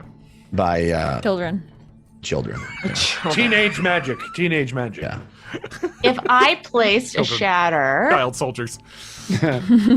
right Not cool, not cool. here, if I placed a shatter right here, it would miss both of them, huh? What's the radius? 10? It would get both of them. them. Hit both It's of 10 them. foot. Hit both Yeah. of them? Okay. Yep. Okay, I'm gonna do that because I don't have a lot of options. You're also going to break that beautiful fountain. I'm sorry, Fountain. I'll fix it later, I promise. Okay, so I'm gonna cast Shatter All right. right there at 3rd level. Goodbye, 3rd level spell slots. All right. Attempting to hit both of those demons. All right. And they need to roll what exactly again? Con Uh, save. con I never save. remember that. I have advantage on both rolls from Grim Fated. The first is a 16. That one saves. Oh, the second is a natural 20. They both save. So Mm. I Take rolled half. 25 damage, so they take 12 points of damage each. All right. Pretty good. Thunder. Not That right? is nothing. 10, Thunderstruck. Thunderstruck. 12 Like my drawing. is- Remember? Thunder. Nice. So this again, boom, this explosion of thunder damage happens right behind this chilled winged chill, and it takes all this damage as it twists and turns in the air, trying to stay aloft. You see it very, very close to death. Okay, great. Nice. And then, is it bonus action to load a crossbow? Yes. Okay, so then I'm going to turn and look up at the crow right above me and load my crossbow while making eye contact. I love it. Love it. All Okay. right. And that's my turn. That's the one normal crow, by the way. He's like, What? "Whoa, what's up with this chick? Shiny? Yeah, yeah. Mine? Oh, wait a minute. What? No, I You don't like. notice that you hit the scream demon here. Yeah. You notice with Yeah. your thunder damage, it seemed to be particularly sensitive to that. Oh, Yes. Okay, good to know. vulnerable. Ooh. Yeah. Good to know. All right. So does that complete your turn, Lily? You are loading your crossbow menacingly. Yep, that's it. All right. Civ, you're up. That's it. I would like to end this ice demon's existence. 5, 10, 15, 20, 25, 30, 35, 40, 45, 50. Yeah, I'm within range. So I'm going to I'll actually take cover and attempt to hide behind this cart, but I'm going to shoot that puppy right there. All right. In the You back. have disadvantage from Grim Fatehead. But I have advantage because I'm shooting him in the back. All And right. I'm hiding. So Straight roll then. Ooh, that might not hit. 13. No, it does not. Okay. I would also like to use, if I can, from where I'm at, I'd like to look, after I take the shot, I'd like to look around to see if I can see maybe up in the air somewhere a large figure that is not another one of these demons, but possibly the Lord of Crows. I'd like to start looking for him specifically. Okay. You can roll. Well, I mean, you can passive perception. You wouldn't see it if you want to use an action to look. You know, I mean, I don't have an action to do Right. it. Yeah. Okay. I'm just looking around then, I guess. Yeah. You don't see anything other than the massive Okay. carnage. My that's passive happening. perception is 17. Just FYI. Okay. Okay. All right. Yeah. You don't see anything at this moment. Okay. Again, the sun is setting. It is dusk out here as well. I know you have dark vision, but it also you don't see anything on the horizon line at this moment. Okay. That's my turn. Right. Fema, you're up. Then James. No students first? No, I'm sorry. I did that wrong last time. Okay. All right. So the demons, all three of them look pretty bad, right? Or just the one in the front looks pretty bad? The one in the front. There are two that look pretty darn bad. This one. Mm-hmm. Sorry. The chill demon. Why am I not? Oh, I'm in the wrong. The two that mode. took Yeah. the shatter. Yeah, the two that took the shatter. This one is definitely been damaged, but it is less so than the other two. Okay, I think if I cast another fireball, I can get all three of them since it's a 20-foot radius. Yep. Okay, so Basically, Fahima's, you're aiming at the fountain or right in front of the fountain. Yeah. Yeah, sort of. It would also get right a couple here. of the crows. Yes, it would. They Unfortunately, got high decks, dude. Forget Yeah. those crows. Forget those crows. sorry, baby birds. you put yourself in the line of fire. You're can't not blame natural. me. All right, so you're gonna roll Dex saving throws. All right. I have straight rolls. The first. Forgive me is- for counting crows. First is a 3. I love that, Ron. The Thank you. second is an 18. My spell doing save DC is 17. 3. Yes. Shoot, I can't And count the and talk at the crows. same time. Oops. Out of the box. All right. Ooh, and that one's a 14. Yes. So the ice one is the only one that succeeds, and it's the most damaged. Yeah. Wow. That's okay. That's okay. All right. What is your total? 29 fire. 29. So 15 to the ice demon. Calculator app. His name is Morgan. That's funny. 29. And I love fireball. It's yeah, that's pretty good. It's a classic. It's a good one. 2 plus 14. Oops, that's not. I Yeah. also like a really good lightning bolt.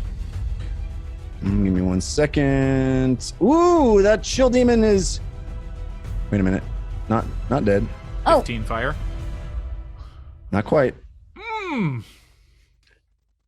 She blows through resistance too. Oh, wait a minute. Is that chill demon? No, that's one. Yeah. Very, very close. Very close. Like ridiculously close. All right. And the other one is. the meat flies up and coughs on it.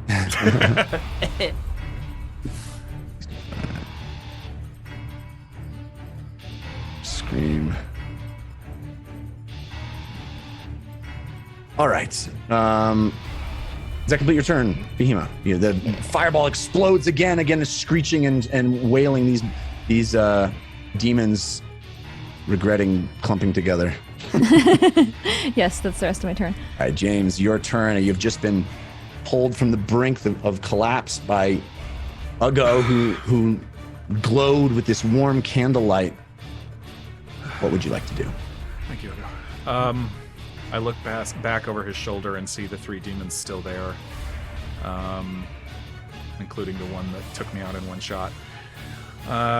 Okay. You said the chill demon is looking very almost dead, and the other 2 are looking hurt, but not. Yeah. Okay. You're almost dead, aren't you? I'm at 8 hit points. Yeah.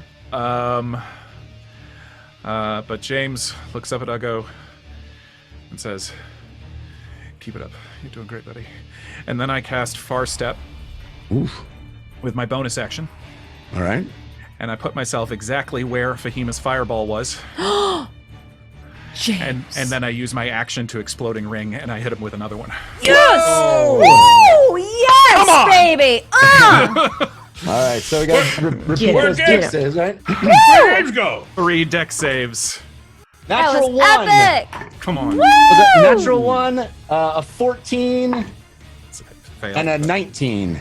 The third one succeeds. My arch nemesis succeeds. That's how it always works. So as James arrives, his face bloody, he looks like a demon himself. His eyes dark, his skin pale, his teeth sharpened, his back sort of hunched and bumpy. He presses the exploding ring into his hand, striking it, causing it to explode all around him, a fiery explosion engulfing his body and radiating outwards. 30 points of fire damage. Yeah! What is it? 30. 30. Okay. Yeah. Right. Oh, shoot. All right. You see this one engulfed. Boom. You see this one engulfed. Boom. This one is the only one that stays up, but just barely. I haven't used my movement yet. That's just my action and bonus action. All right. Does Persta get hit? I hate to say this. Well, if we were saying that, if we were saying that the only reason Fahima didn't get it is because it was in the air and you're not in the air. It's basically like there is a 20-foot. It is a 20-foot radius. There is 20 feet between me and her that would have caught it. And that was specifically what I was aiming for. Yeah. She's a little further away. She's halfway away. Yeah, that's I mean, I don't know. I would specifically have not have included her in it. I mean, and Far Step is 60 feet. Right. If by that means I can't catch that last screech or that last scream demon, I'll accept that. Let's do that. I think that's fair. Okay, that's fair. Because I feel like we let Fahima do that simply because she put it in the air and they were in the air. So let's say we got 2 out of 3. All right, I've caught those 2. Then with my movement, I am kind of oddly eyeing this crow, basically. Well, actually, that crow did just take all that fire damage. Yeah, I was going to say about both those crows probably. What happens to those crows? This one is engulfed in flames. This one also engulfed in flames. Great. You burned up a lot of crows. Okay. You burned up some crows. Sorry Sounds about like that. Thanksgiving in here. Yeah. The water in this little, this cosmetic feature, this little wishing well thing, bubbling from the boiling almost from the heat from the exploding ring, and you see bobbing on top of it when you're done a carcass of 3 crows. And James sort of makes his way over to this grouping of students, just going, "Coleman, Wadsworth, how are you doing? Good to see you. Doing quite well. Okay, here we go. You don't look well, James. Hanging in there. Keep it up." That's my turn. I saw you get hit by that big sonic boom. Yeah, that was something, wasn't it? All right, all of these students, Persta screams, "One more!" And all of the students unload on this one. We are going to... Well, I rolled a natural 1. I know they are I'm not joking. I rolled a natural 1. I know they're casting magic missiles, but it's going to be not enough to kill this thing. Actually, you didn't even hit it with your fireball, so it's not close to dead. Both sides, though, pummeling it on either side as Persta stands in the middle and holds her head down, trying to protect herself as this barrage from either side of magic pummeling into the creature that she's engaged with. Then she comes up with her sword and tries to take a swing at it as well. That is an 11 plus 4 is not going to do it.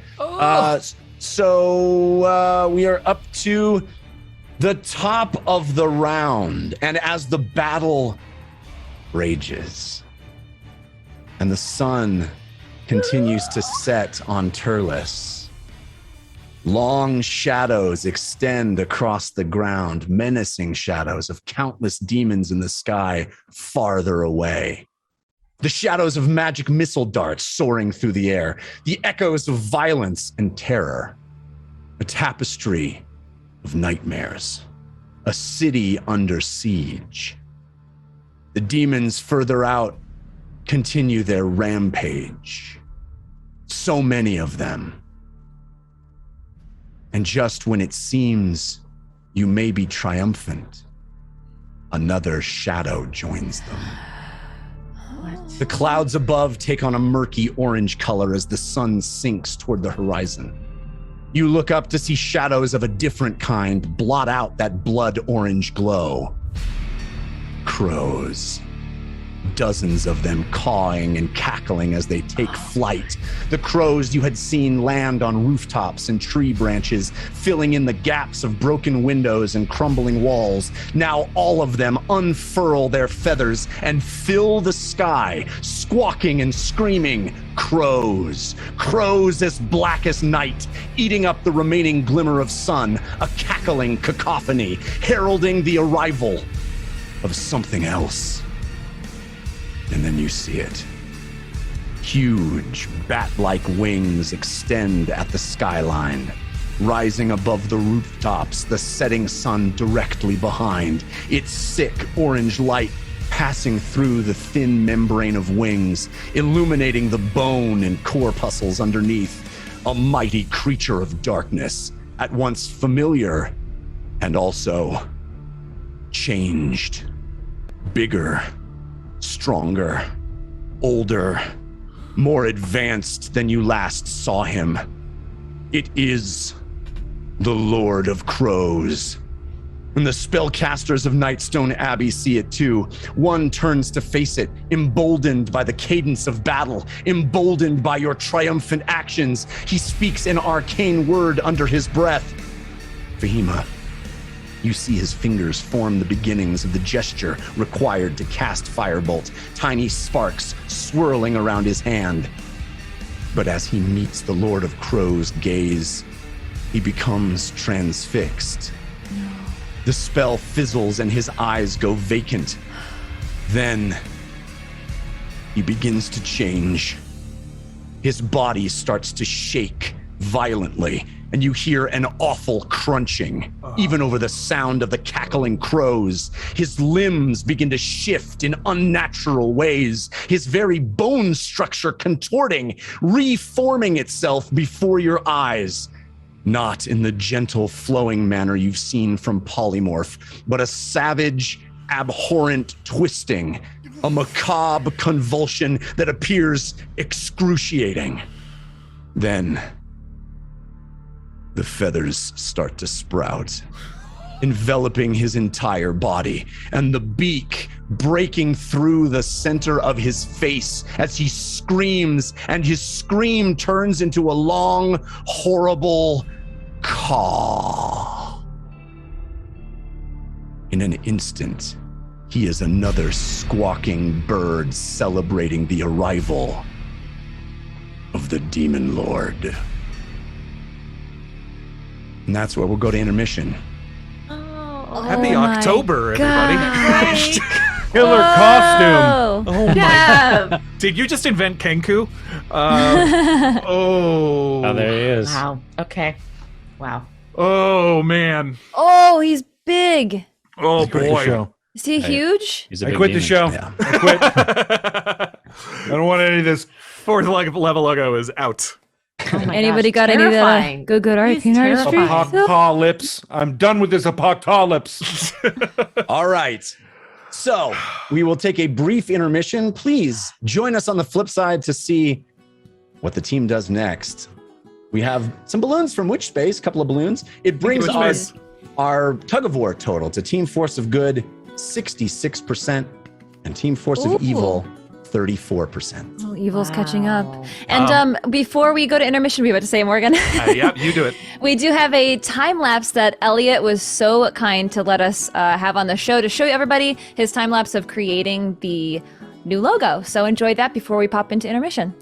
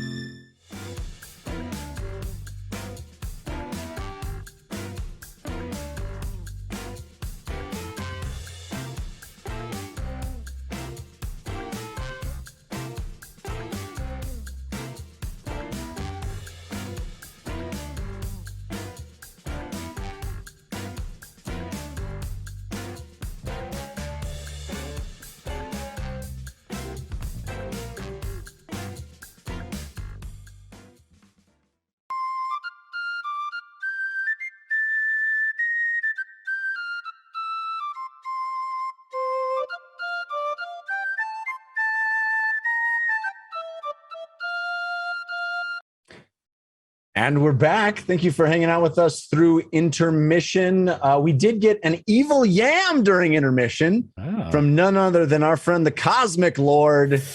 Thank you, Cosmic Lord. It brings the current tug of war tally to Team Force of Good, 57%. Team Force of Evil, 43%. Yikes. Getting close. Yeah. Force of Evil always comes out late at night. You know this? Notice that? Yeah, it's like real evil. They're a second half team. They're a second half team. Second half team. All right. So back to our battle, back to our scene, back to the arrival of the Lord of Crows, larger, more menacing, 22 years later than the last time you saw him, although to you only weeks. He arrives. You see that student be turned into a crow themselves. His wings flapping, vroom, vroom, vroom, as he soars over the rooftops. Man, I keep doing that. And Is down. Okay. Oops, those are crows. He soars in from the side, down, and comes hovering over the center of this courtyard. Where's the student? It's a crow now. Oh, so he shrunk as well. Yes. Okay. His body broke and contorted, and he transformed into a crow. Nah. What do you mean shrunk? Cool. Like he Crows are smaller than human beings. Yeah. But yeah, I mean, he's not a human-sized crow. He's not a human. Oh my God, that would be even more terrifying. That's why I said. Don't tell Jeff that. That's why I said Kenku. Yeah. That's why I said Kenku. I thought it was a Kenku. Okay, got it. No, No, but I they're think just straight up crows. I think one could surmise, perhaps the other crows you've seen maybe weren't always crows. People. Oh. Right. Oh no. That actually makes Fahima feel better about fireballing them. Is one of them fish? Ugh. No. Wow. All right. Fish is fine. Whoa. So, He's right in front of James. James, as you stand there, as he flies by you, I need you to roll me a charisma saving throw. Pretty good at those. Is this something that we can see, or is this just something that happens because he's within 30 feet? It's just something that happens because he's within 30 feet. He sees the Lord of Crows. Is he gonna try to banish me? James, you have advantage from David Gen Pro, countered by Grim Fated. Thank you both. 23. Oh, wow. You make the save. Buddy. So, I don't like it. I don't like it when Morgan shakes his head no, but then says 23. I'm very confused by the body language. None for you, Crow. all right. No, So no, as it moves by, you feel yourself drawn in almost by this vision of him, and you see this student transformed. But as the Lord of Crows hovers over the battlefield, everything sort of gets quiet for a moment, and it arrives at the center, and birds start flying out and attacking. They're going to attack. He has 2 crow attacks he can do. Actually, you know what? He's going to do Crow Swarm on whom? Who will he do that on? I think on first. Well, no, Here's the thing. Just to be super clear about this, he has something called Avian Spies. So he's going to target Civ because he can see if there are crows around, then he doesn't have. He can he gets advantage on wisdom saving throw or on perception checks. I'm going to double check to make sure that he can see you. I can roll the natural 20 anyway. All right. So he is going to attack Civ with a swarm of crows. So Civ, you need to roll me a dex saving throw. You have a disadvantage from Grim Fated. Okay. Man. Disadvantage dex save is a 21. Okay. You save. So you have.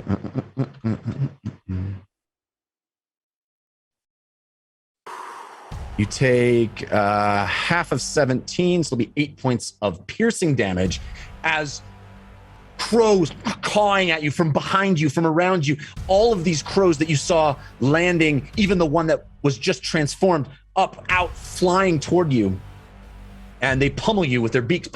You dodge and weave and bob. Your all of your feline dexterity coming into play, but they still manage to slice into your skin, your fur, injuring you slightly, not as much as they might game have. Mechanics question.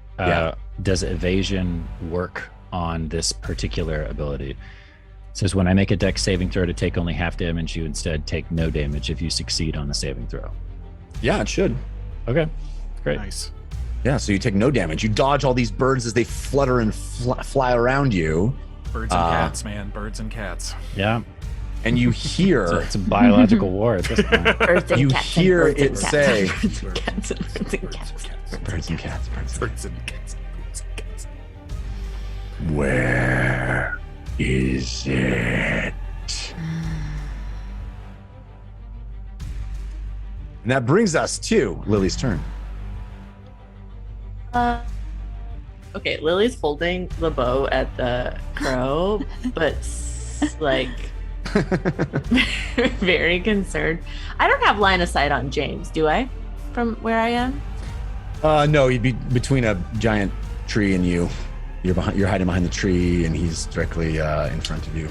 Yeah. But between you is a bunch of trees and people. And that big demon's still there. Yes.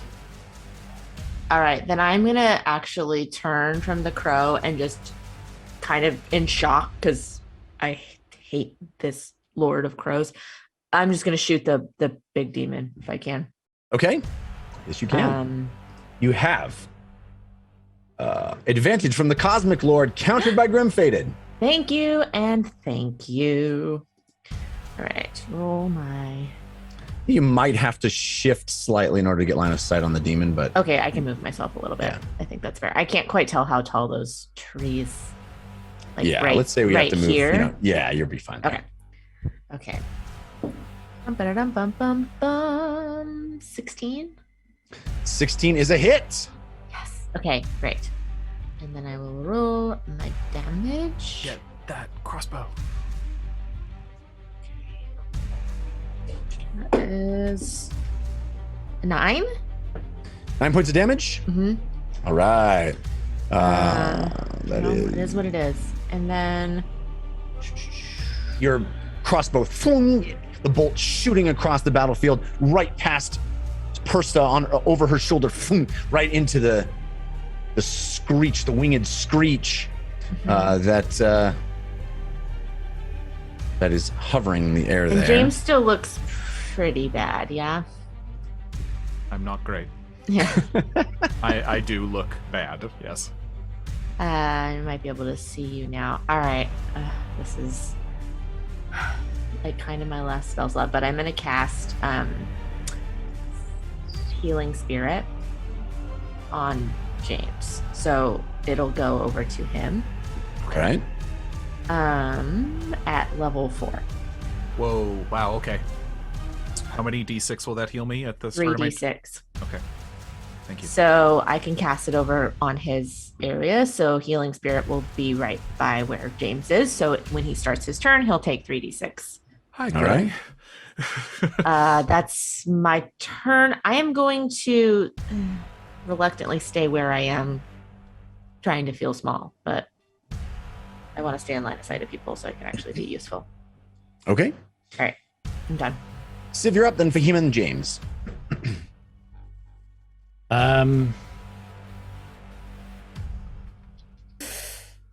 That's a really good question.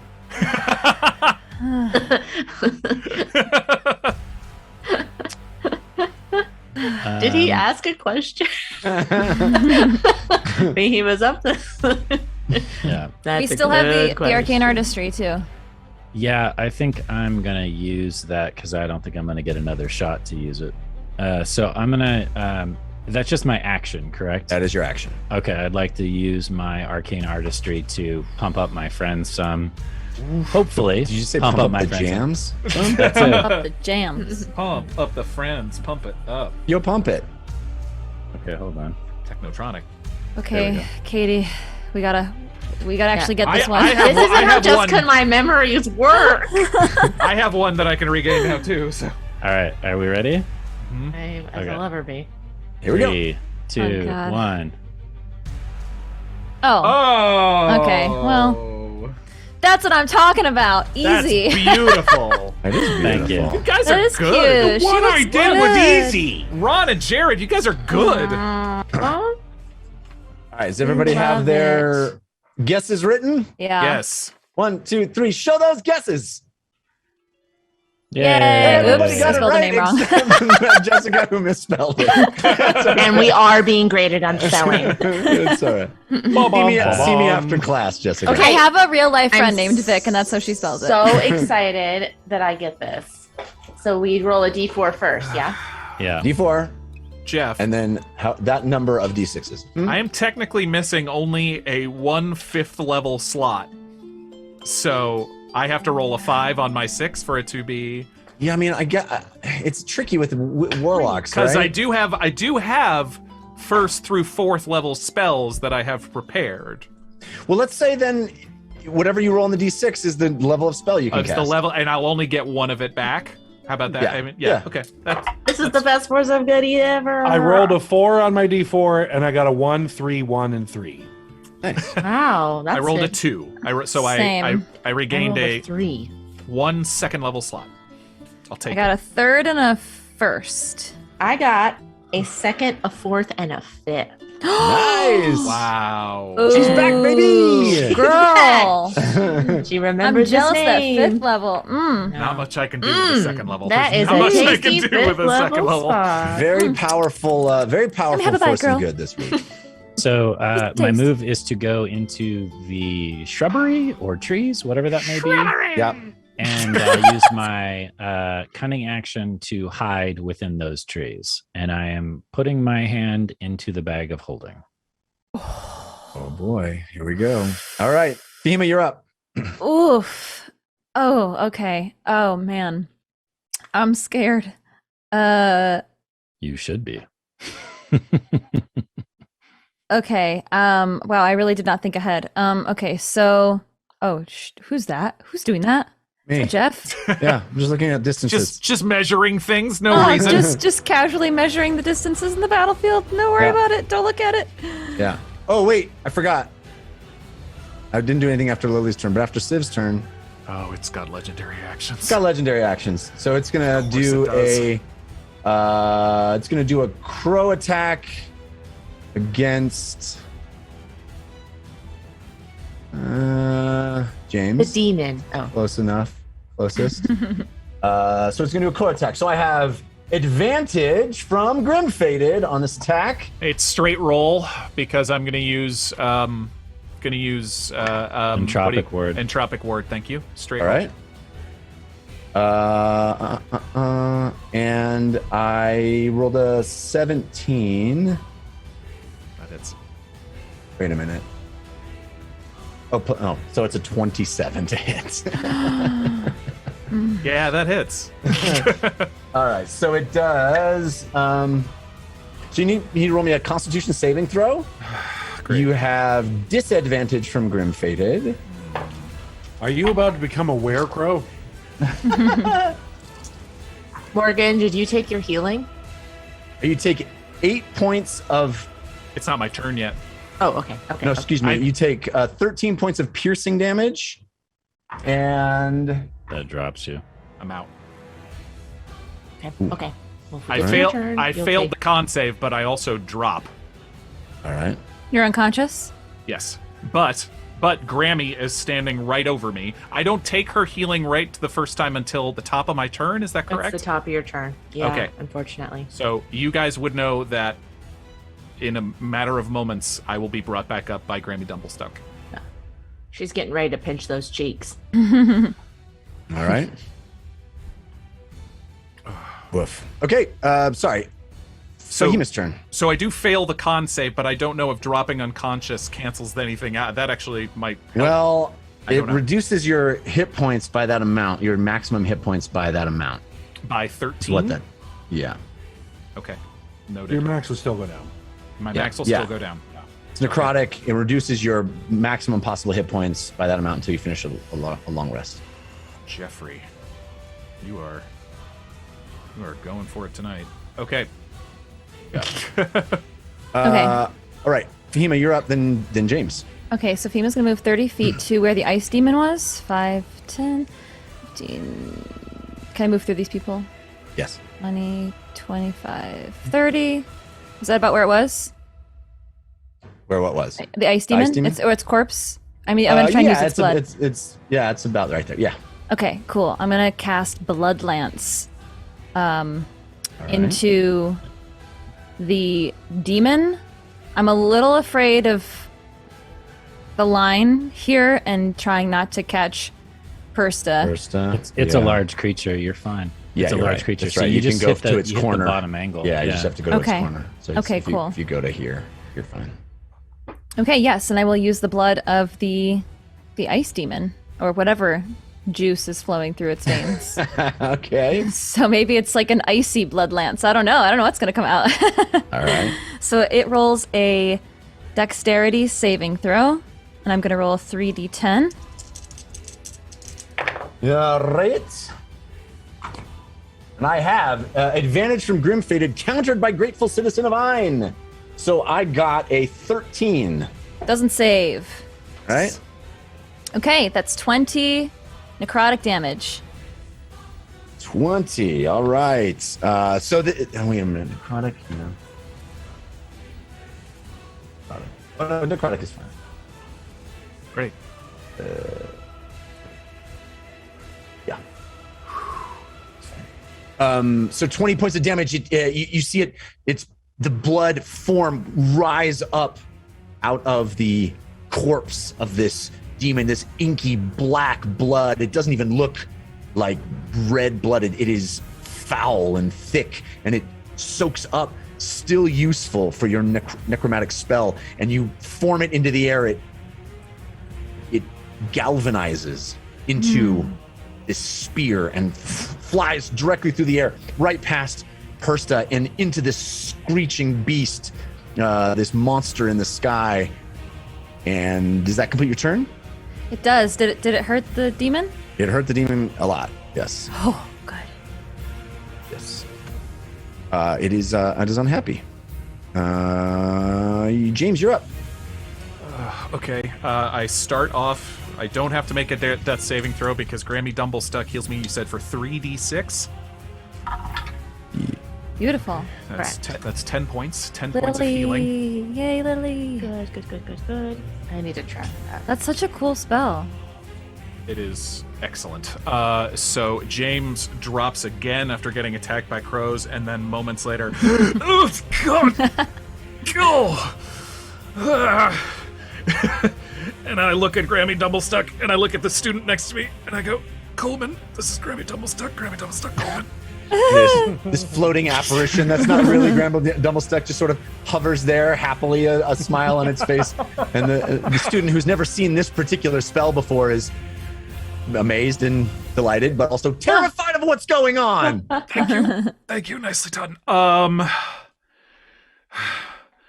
With my movement, I'm gonna use all 30 feet of my movement to rush next to Persta, because I see this thing getting lots of damage, and I remember what you said about thunder, about it not seeming to like that. Yeah. I run over, looking like not great, but I reach out. Chief Regent, could I have your hand, please?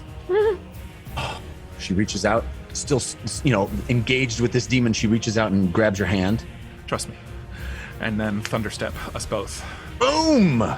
And it needs to make a Constitution saving throw. And All right. she and I...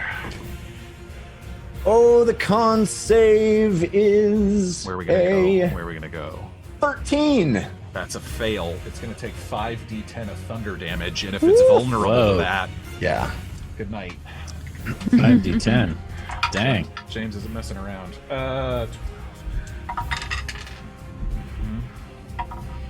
25 points of thunder damage. If it's vulnerable, that means 50 points of 50. thunder And damage. as you both teleport away, where do you land? Where are you headed? I want to put us back here behind this line.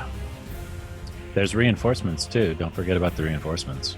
Right. I'm going to put us back. I'm going to put us safely back here behind this line. Here? What line? Over here to the top left. Oh, okay. oh, you put yourself in the middle of the battlefield for a second. Oh. Yes. No, that's So- not what I was doing.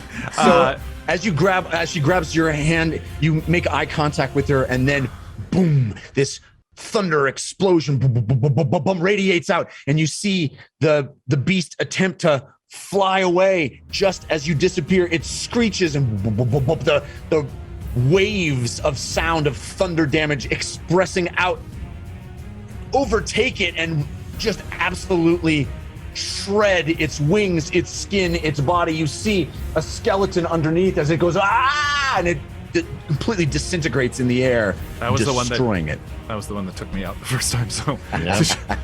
it's not 71, but it was good enough. Does that complete your turn, James?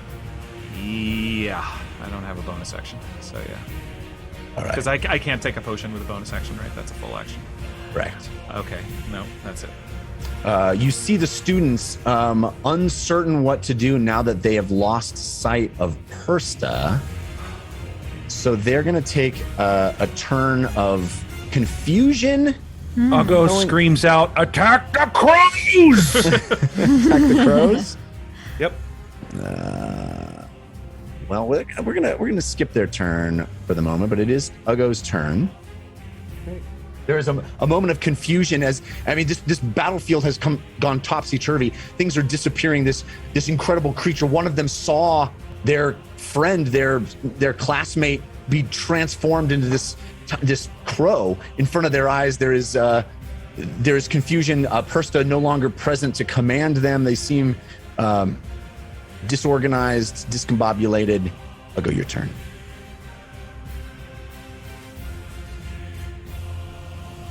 Ugo moves 30 feet out, looking straight at the Lord of Crows. Any of the students probably will see him, his hands trembling as he steps forward, and he says, "In the presence of the Condo Queen, ask him what you seek," and cast a spell that he hasn't cast before. A glowing ball appears in his hand, much like a flickering candlelight, and he says under his breath, "Dumbo stuck," and lets the ball go, which shoots straight towards him.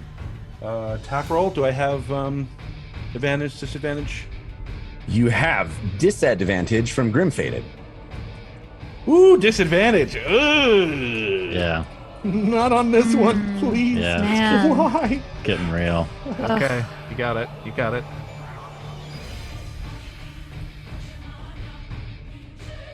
15. To hit, Yeah. it's a miss.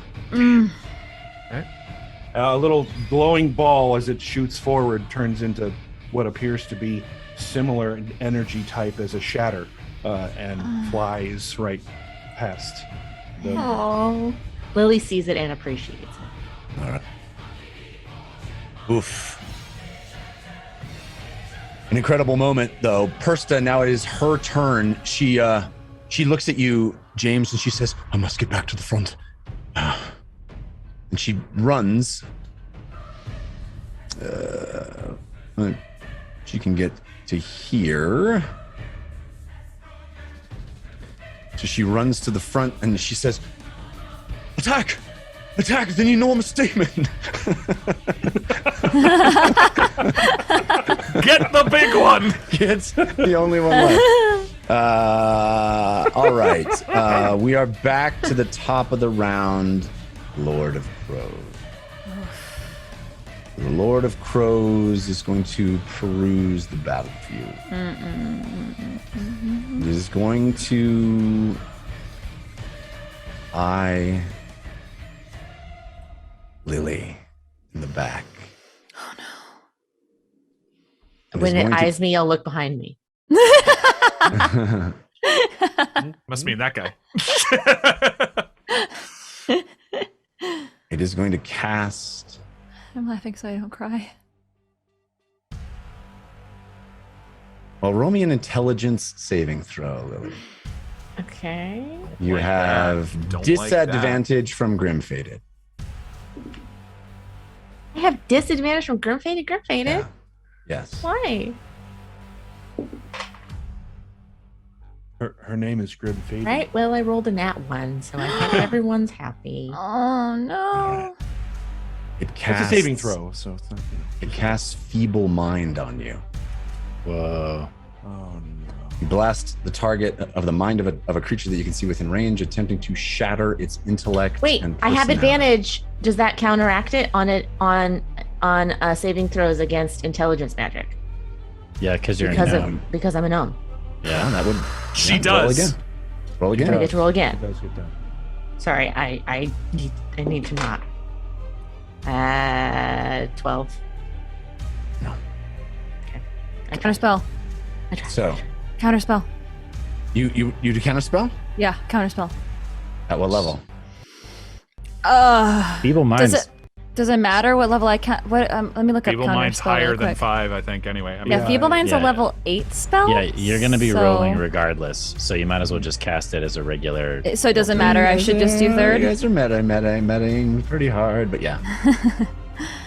Okay, the demon casts a Please spell that nobody knows, and it's really powerful.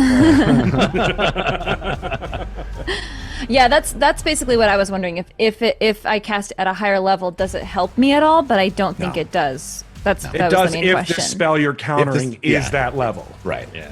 Oh, okay. But I don't, I don't have the high enough Fahima of spell slots. doesn't know Right. that, and Right. you're- You could have guys her. don't You could know have her that. roll an Arcana check. I can't do it regardless. I don't have the high spell slots. Everyone? Okay. Okay. Counterspell. I roll. If the DC is 10 plus the spell's level, so I need to just roll a d20. yeah, it went plus 5, which is your intelligence modifier, yes? So you need to roll a 13 or higher. Does she have advantage or disadvantage, Jeff? She has advantage from Kitty Scritches, countered by Grim Faded. No, Grim Faded. Thank you, Grim Kitty Faded Scratches. really wants Lord us of to Crows die. comes out and Grim Faded comes out at the same time. I like the two are tied together. Does Bardic Inspiration allow me to add to this? Because I still have it from Lily. It's an ability. It's an ability check, I believe. Well, Let me double It check. is ability check. It is defined as an ability check. it is. Yep. In the spell counter spell, it's defined as an Yeah. ability check. Yeah, I make an ability check. Yep. Yes. Yes. Oh my Yes, god, Bards! Lily! Yes, Lily, you're Bards! saving your own butt right now, hopefully. All right. Okay. Every choice has consequences. Okay, I'm rolling. I'm rolling. Please be good. Okay. Every time I ask my dice to be good, though, they're not good. Okay. Never mind. Don't look at me. Don't look at me! I rolled an 18. Oh, Plus you didn't 5. Yeah, you don't even Don't need to need use to use the Bardic inspiration. Yes. All right. Clutch. So you counter the spell. Feeble Mind, by the way, would have taken Yeah. Lily's intelligence and charismas to 1. Yeah. The creature can't cast spells, activate magic items, understand the language, or communicate in any intelligible way. Yeah. It's a mage killer. So And I'm it lasts- basically a crow. And it lasts for a week. Yeah, What? it's a mage killing spell. No, it's That's what Feeble It Mind lasts is. it's for a 30 month. days. A month. That's Yeah, for a month. it's a month. Yeah. It's no joke.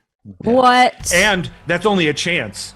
At the end of the month, they get another save. If they fail, it continues another 30 Another days. month. Yeah. Okay, well, But it is you also bringing that kind of spell into this? Yeah. Cut Serious business. Serious business.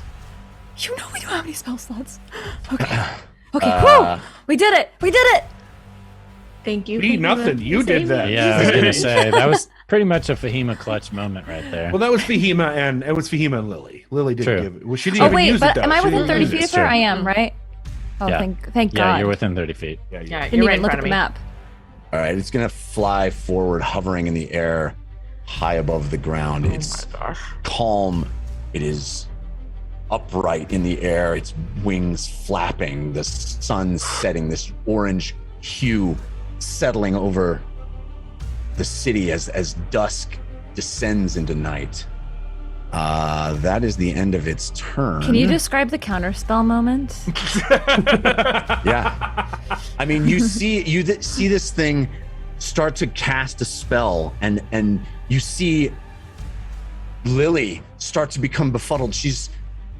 Her brain is being attacked, is being manipulated and ruined, absolutely shrunken, destroyed, ripped apart from the inside. And you, in that moment, cast counterspell almost as a reflex. And you watch as the demon lord turns and looks at you, aware of where that counterspell came from. It hisses under its breath as the spell fizzles in its hands. Lily, it is your turn. Okay. Don't forget about Grammy. Yeah, I Okay. need to get a token for Grammy. Let me look for one. She's still over where James was. That's right. So she's like right here, I think, is Yeah. that where he was? Yeah. Yeah. I believe I can move her. You can move her over to Persta. She's been Yeah, I hit. just want to see. I think I can move her 30 feet. Yeah. Just double checking. You might even be able to get Wait, Persta. she's right and there, is that Fahima. right? Yes. Yeah, so I'm gonna move that right off the top as my bonus action to put her. I mean, I'd love to get Person and Fahima if I can get them both. How far can she move? It's just a 5 foot. I mean, But she how can far- move. She can move there. Right. It's just a matter of if they can both be within her So this area. is her, 'cause and she's a I've given you 5-foot cube. I've given you control to move her. So you Oh, can move. awesome. Thank you. So this little egg. If I went here, if it's a 5 foot, would that count as hitting both of them, No. or not as hitting them? You'd have to put it on top of one of them, and then the other one would have to move through that square. Yeah. Fahima doesn't look great either, though, right? No, Fahima's actually pretty okay. She's only been hit once. How does Persta look? Persta has only been hit once as well, but she's She doesn't have as many hit points as we do, though. yeah, and she also came into the fight lower than normal. Yeah, heal her All up. right, I'll drop it on Persta. The little egg on her face. And then kind of terrified from what just happened. I am going to. The Lord of Crows is focused on Fahima right now. We certainly, after that counterspell, yeah, it turned its attention to her. But Okay. you can't be sure that what it'll do next. Right. So I am going to. I can't. That's concentration. So I think what I'm going to do is I'm actually going to ready an action. And if the Lord of Crows goes to cast, when the Lord of Crows goes to cast a spell, Okay. I want to.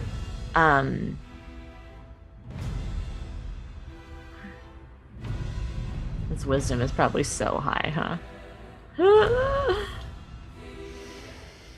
Okay, you know what? I'm not even going to ready it. I'm just going to attempt. This is so silly, but I'm going to attempt vicious mockery on the Lord of Crows. I love it. Old school Lily. Old school Lily. It's a wisdom saving throw. Yeah. I have advantage from Crow Grudge.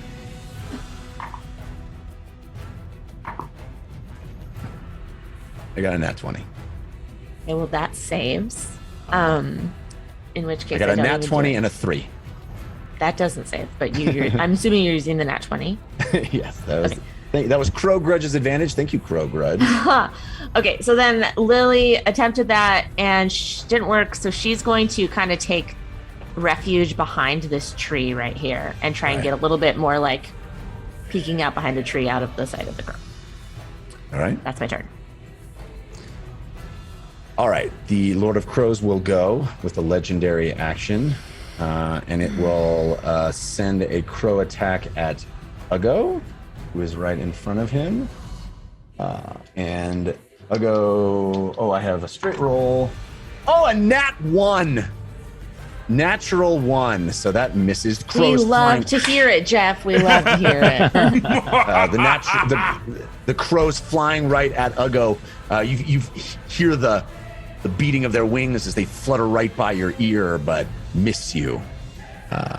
So it is Sid's turn, then Fahima. I'm going to take a long breath and slowly reach into the bag of holding and think about the hilt. And then I'm going to pull it out and stare at it. I know I have not been a very good person. And I know this battle means a lot to the city.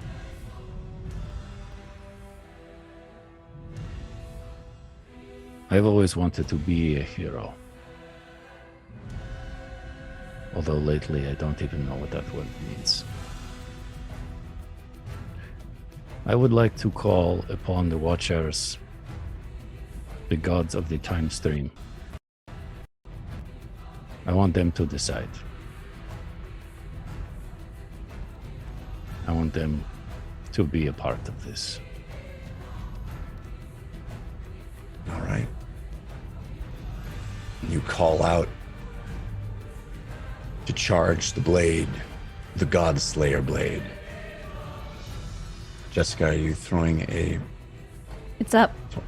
So now is your chance, Watchers of the Time Stream. Choose. Do you grant Civ his request and charge the God Slayer blade? Or do you, in your wisdom, deny it? I was not finished. Continue, please. I swear, from this day forward, that if you grant me this wish, I will never drink again. I swear it. Wow. For those in chat, the poll is at the top of the chat box. You'll have to open up chat and then you'll see the poll at the top. Only 2 minutes to make your selection here. It's about 1 minute left. And it says, will the Watchers allow Civ to charge the Godslayer blade? Yes or no? A winning yes vote results in a powerful weapon being charged for the first time. A no vote results in Civ's request being denied. Ooh, you got about 30 seconds left to get your vote in. Baited 30 seconds. Is tense, especially because Team Force Weevil likes to come in hot at the end. This is direct influence that viewers get over the outcome of this show. Cast your vote. About 10 seconds left. We didn't talk about this beforehand, but I didn't. Did you allow bits or no? No. Good. Yeah, I hope it's one person, one vote. That's what I would want. If that was the case, I'd be spending all of my bits again. Or my channel points. Okay, the vote is in. The Watchers have allowed it, with 88% voting yes, 12% no. There is good in Ein. Civ, you raised the hilt high, speaking your request to the amulet, to the arbiters of chaos, to the Watchers of the time stream. And as your final words, your promise echoes out over the battlefield, the amulet begins to respond. It flashes and blinks twice. But this time, a tiny thread of light lingers after the flash. hovering at the surface of the relic. A thread of light that winds its way from the center of the amulet to the hilt of the sword. It pulses and swirls, gaining energy as it goes, and when it reaches the hilt, you feel it like a jolt in your hand. It is almost impossible to hold on to. The power is so great, it vibrates through your whole body. You feel invincible. And you watch, all of you, as that light dancing in the air, connecting the hilt to the amulet, begins to creep out onto the front of the blade, curling around the side of the pommel, enveloping every nook and cranny, pulling particles of pure energy out of the air itself, tiny beads of pure possibility, pushing, reaching, forming together into a razor's edge, a swarm of disturbed molecules cooperating as if under duress, fighting and colliding with one another, but assembling into a mighty blade. The Godslayer blade is wielded once again. So cool. I'm gonna jump out of the tree onto the ground, and then I'm gonna run, jump, and flip up off of the fountain if I can. Yeah. And Roll me an swing. acrobatics check just for Sure. funsies. You have advantage from ages 13, countered by Grim Fated. Dirty 20. All right. Yes. And then I'm going to take both hands onto the hilt of the Godslayer and stab. As I flip, I'm going to stab upwards up into the demon. The Lord of Crows Stop smiling. No. No. has a reaction. Yeah. He has a reaction entitled Hilt Steel. No. No. No. As a reaction No. to seeing the Godslayer blade, the Lord of Crows may send his flock of crows to attempt to steal the blade. Whoa. Jeffrey. I said kill the crows. The target must succeed on a contest of strength, or the hilt is stolen. No. Oof. Okay. So that as soon as you pull this blade out, speak to the amulet, speak to the watchers, it, in all its glory, glowing, illuminating the darkness that has descended upon Turles. You run, you flip, and as you do, crows, cawing and cackling, descend upon you, pulling and plucking, trying to grab the hilt out of your hand, the glowing sword, the Godslayer blade itself. So, Civ, you have advantage from ages 13, countered by Grim Fated. I was going to say. I have a straight roll.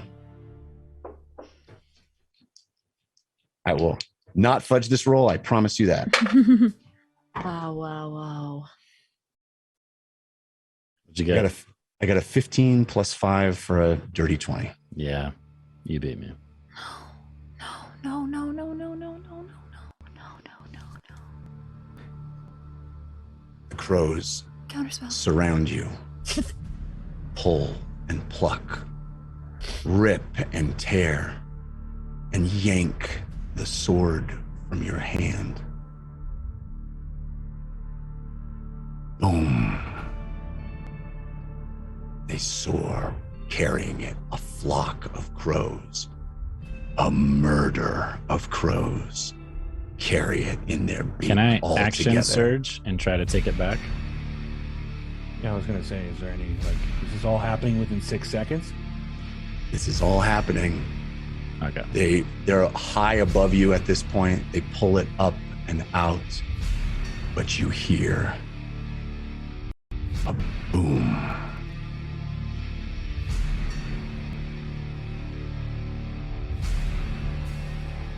ground shudders. A tremor beneath you. Boom. Everything shakes and rattles. The crows caw and flutter. Is it like the booms we heard in the prison? It is unmistakable, Lily, Fahima, and James. You are immediately reminded of the ground moving inside the prison, the eruption of demons from underneath. Persta screams, "Watch the ground!" Boom. Fall back! Boom, boom, boom. But it's not the same shake. It's not coming from underneath. Boom, boom, boom. Faster and faster. It's coming from beyond the horizon. Come on, buddy. Outside the city walls. Boom, boom, boom. It's getting closer, more intense. The Nightstone mages are confused, looking around in a panic. Even the demon itself seems uncertain. It looks back toward the edge of town. Boom, boom, boom. Just as an enormous, fiery hand emerges out of the darkness, a hand made of ash and stone, veined in glowing magma, a hand connected to a colossal 100-foot tall titan. The darkening sky is glowing once again. The incandescence of the Inferno Warden illuminating the turless skyline. And he is flanked by two other massive creatures. One, a swirling mass of liquid blue, an ocean-given female form, the Typhoon Warden. And the third, a crackling surge of electricity, sparking and flashing with every footfall, the Storm Warden. And they're running toward you, running toward the Lord of Crows, stepping over buildings, leaving huge divots in the streets, their faces hard and determined. And as they move, they emit thunderous elemental blasts. You see the Typhoon Warden produce a devastating plume of water, a deluge that slams into flying demons, knocking them out of the sky. But before the torrent of liquid even hits them, the Storm Warden adds a spark of electricity, an infusion of lightning that changes the spray, charges it, and creates a conductive explosion of deadly force. At the same time, the Inferno Warden reaches out a glowing hand and catches another demon mid-flight, squeezing it in his fist. A pop and a sizzle, and when his hand opens again, there is only ash. They continue this way, smiting demons as they go, cleansing the city of its invaders before they can even respond. And the Lord of Crows turns, seeing them, and it laughs. Birds are squealing and squawking in the sky all around. Their black wings flutter, but the Lord of Crows only laughs. This horrible demon master was huge in comparison to you, but in the face of the wardens, it looks small. It soars high, rising to meet them, and they arrive, looming over the city, dwarfing even the tallest building. James cries out, "Look out, he has the sword!" Without a word, the three wardens you rescued, convene and attack. The three elements erupt from their three pairs of outstretched fists, beams of fire, water, and lightning converging on the Lord of Crows. The three forces detonate on the creature, a massive shockwave radiating from the impact point, lighting up the sky. The sound of it is deafening, a titanic kathum that you feel in your body. Windows in the surrounding structures shatter from the pure immensity of it. An elemental explosion on a scale you've only ever witnessed inside the First Warden vision at the conclusion of the Great War. A powerful, triumphant blow to shake the world. Smoke and steam swirl in the air, and all is quiet. Then you see the giant bat-like wings unfurl. The Lord of Crows unwraps itself from its winged cocoon, the protective shroud it created around itself. It expands to its full size, wings extended and terrible, and it speaks. You are nothing. And it flies forward directly at the Inferno Warden, the sword extended. The Inferno Warden attempts to move out of the way, Typhoon and Storm shifting and moving, trying to avoid, but the small size in comparison of the Lord of Crows is an advantage. It strikes, plunging the edge of the Godslayer blade into the eye of the Inferno Warden. No. Plunging it deep. And just like that, an incredible sound, a whooshing, an inversion, a detonation. The Inferno Warden is undone. Everything it was obliterated in an instant. The Godslayer blade used for its purpose to unmake.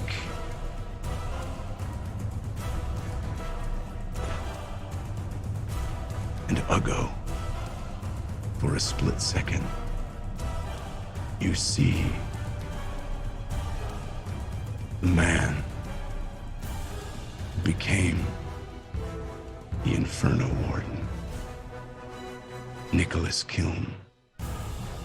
For a split second, he is merely a man, a human, a warrior. And then he is nothing. And the Godslayer blade itself expends the energy that you infused with it. The hilt empty and naked once again. And you see Typhoon and Storm register the end of their companion. The Storm Warden reaches out with an electric hand, lightning swirling and crackling around each finger. And it grabs the Lord of Crows, who cackles and caws, birds flapping in the air all around it. And the Storm Warden squeezes, and you hear a break and a crack, electricity erupting between the fingers. And then it turns, and with all its might, throw the form.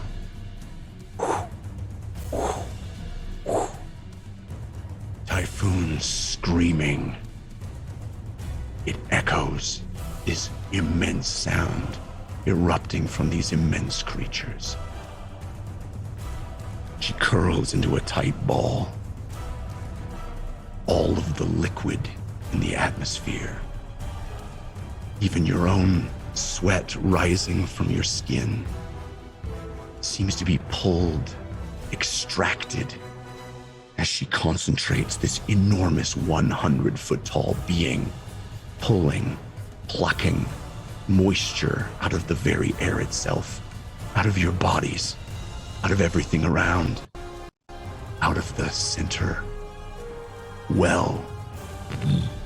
Water rises and gathers to her.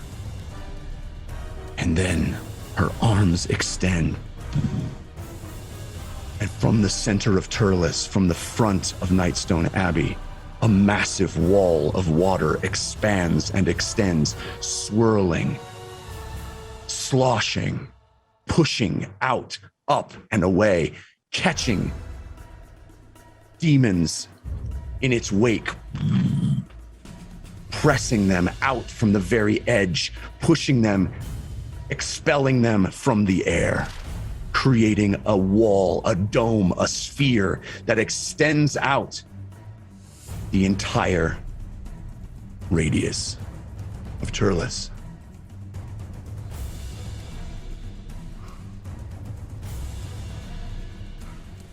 And then there is quiet. The two mighty wardens stand in the darkness. Flickering flashes of electricity, causing a strobe light effect.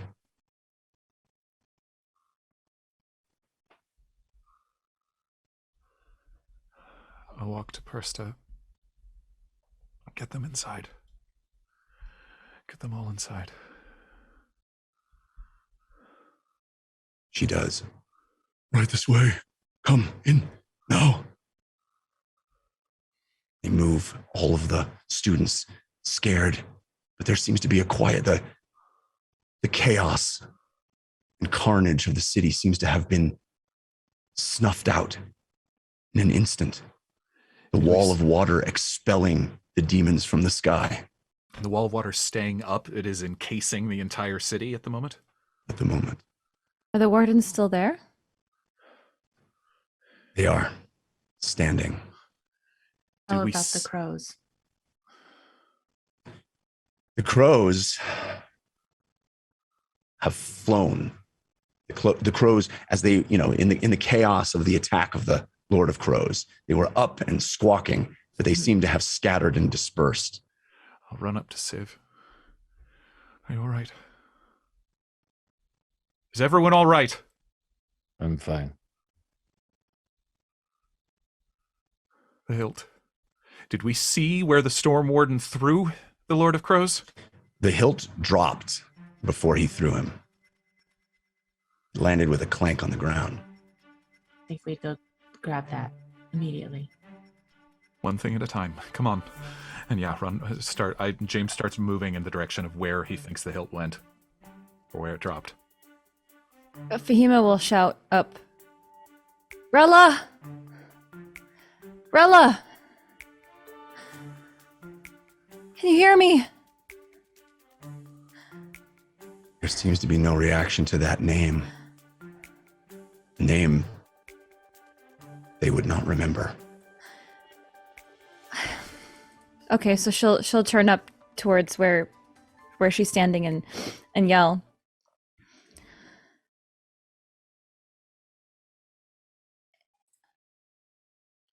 What are you going to do? Is he gone forever? I fear that is the case.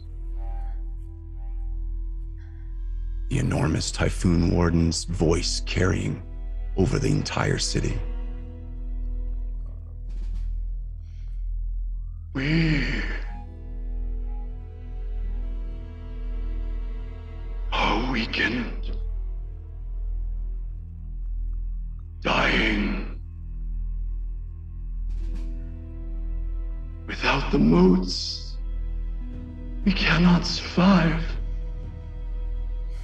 cannot fulfill our purpose. But there are more who need us.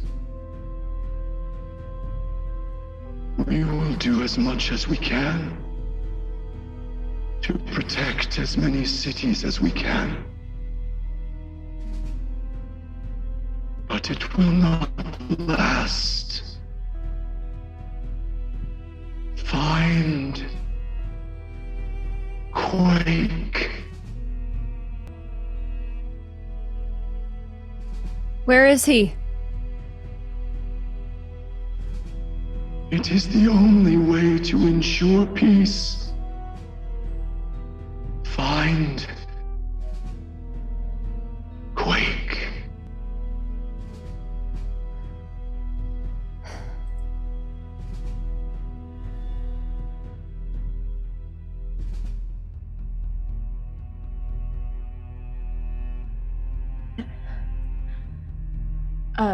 Is the other warden is just completely gone? Yeah? Inferno Warden seems to have been Just like eliminated. Incinerated. He didn't like revert to human form and like drop to the ground or anything. It sounded like he just Totally. was no Yeah. more. Okay. Yeah. Got it. Ago saw a flash, but none of the rest of you But there's saw nothing for us to go to as far as that. that. Correct. And the other ones are standing there still. Yes.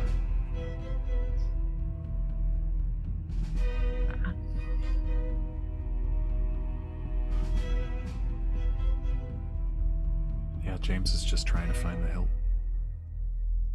Roll me an investigation check. Okay. You have advantage from Grateful Citizen of Ain, countered by Grim Fated. Thank you both. Yeah. 22. You find it. It is lying on the ground as you saw it before it was energized. It seems all of the charge that had been infused has been used up. James is almost afraid to touch it. James actually like reaches down and sees his demon hand like ready to touch it. Stops. And then casts its Digit and has Digit carry it. And walks with Digit carrying the hilt back. Behemoth will walk up to Lily and stand by her side. Go ahead. You just have to shout. Him? What did you want to say? I just want to know what we can do. What's next? Behemoth will turn her head back up to Rella. Typhoon? Miss Typhoon? Yes. Where can we find the cyclone? The quake. I do not know what you speak of. The quake. Quake.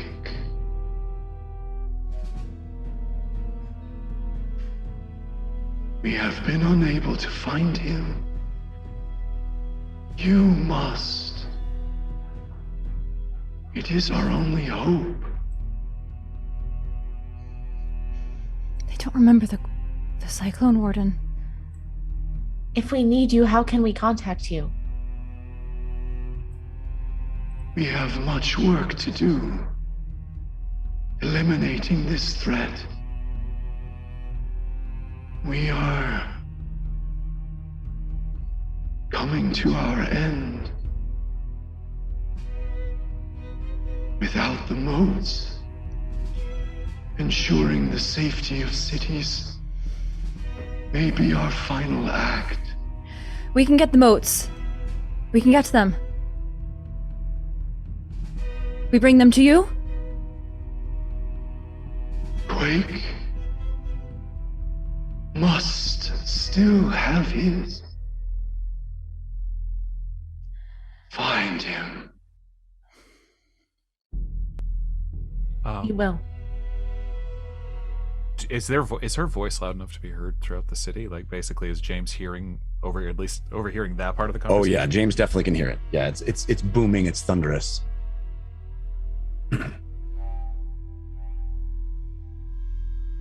Storm Warden. Yes.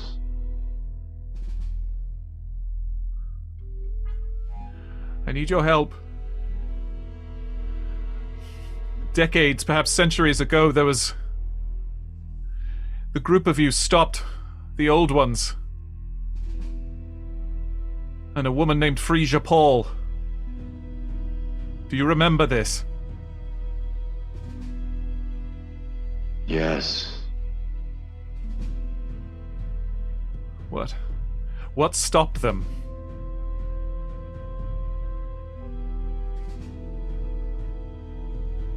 We did.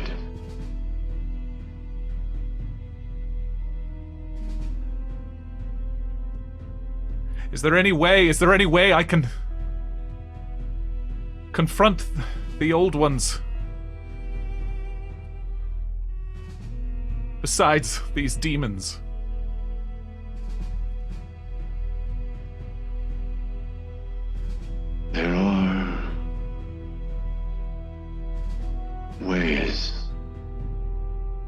into their world. The Far Realm, the Void. Yes. How?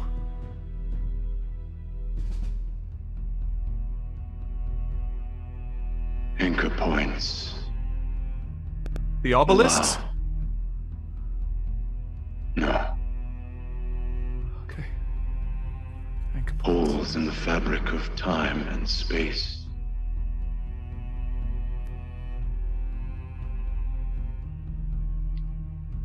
Anchors on either end of I.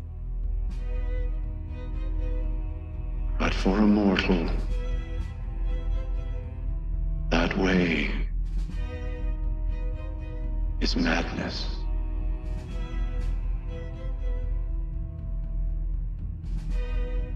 They want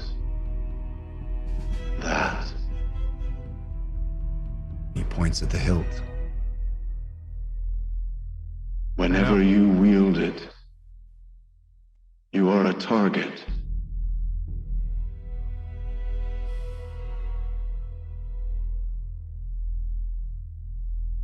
I've been to your home. To Dulto Thum, there's statues of you there. I know you don't remember, but you were a proud, amazing dwarf named Orad Ironmark. And you had a child. And I'm gonna try to get you your memories back. I am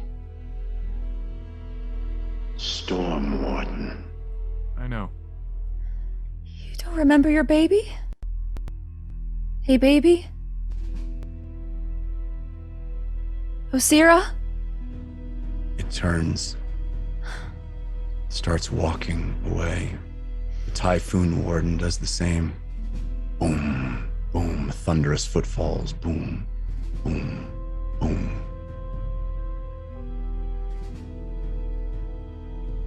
Few last demons extinguished on their way out effortlessly. City, quiet, cleansed, and by all accounts, the two wardens off to do the same in other cities.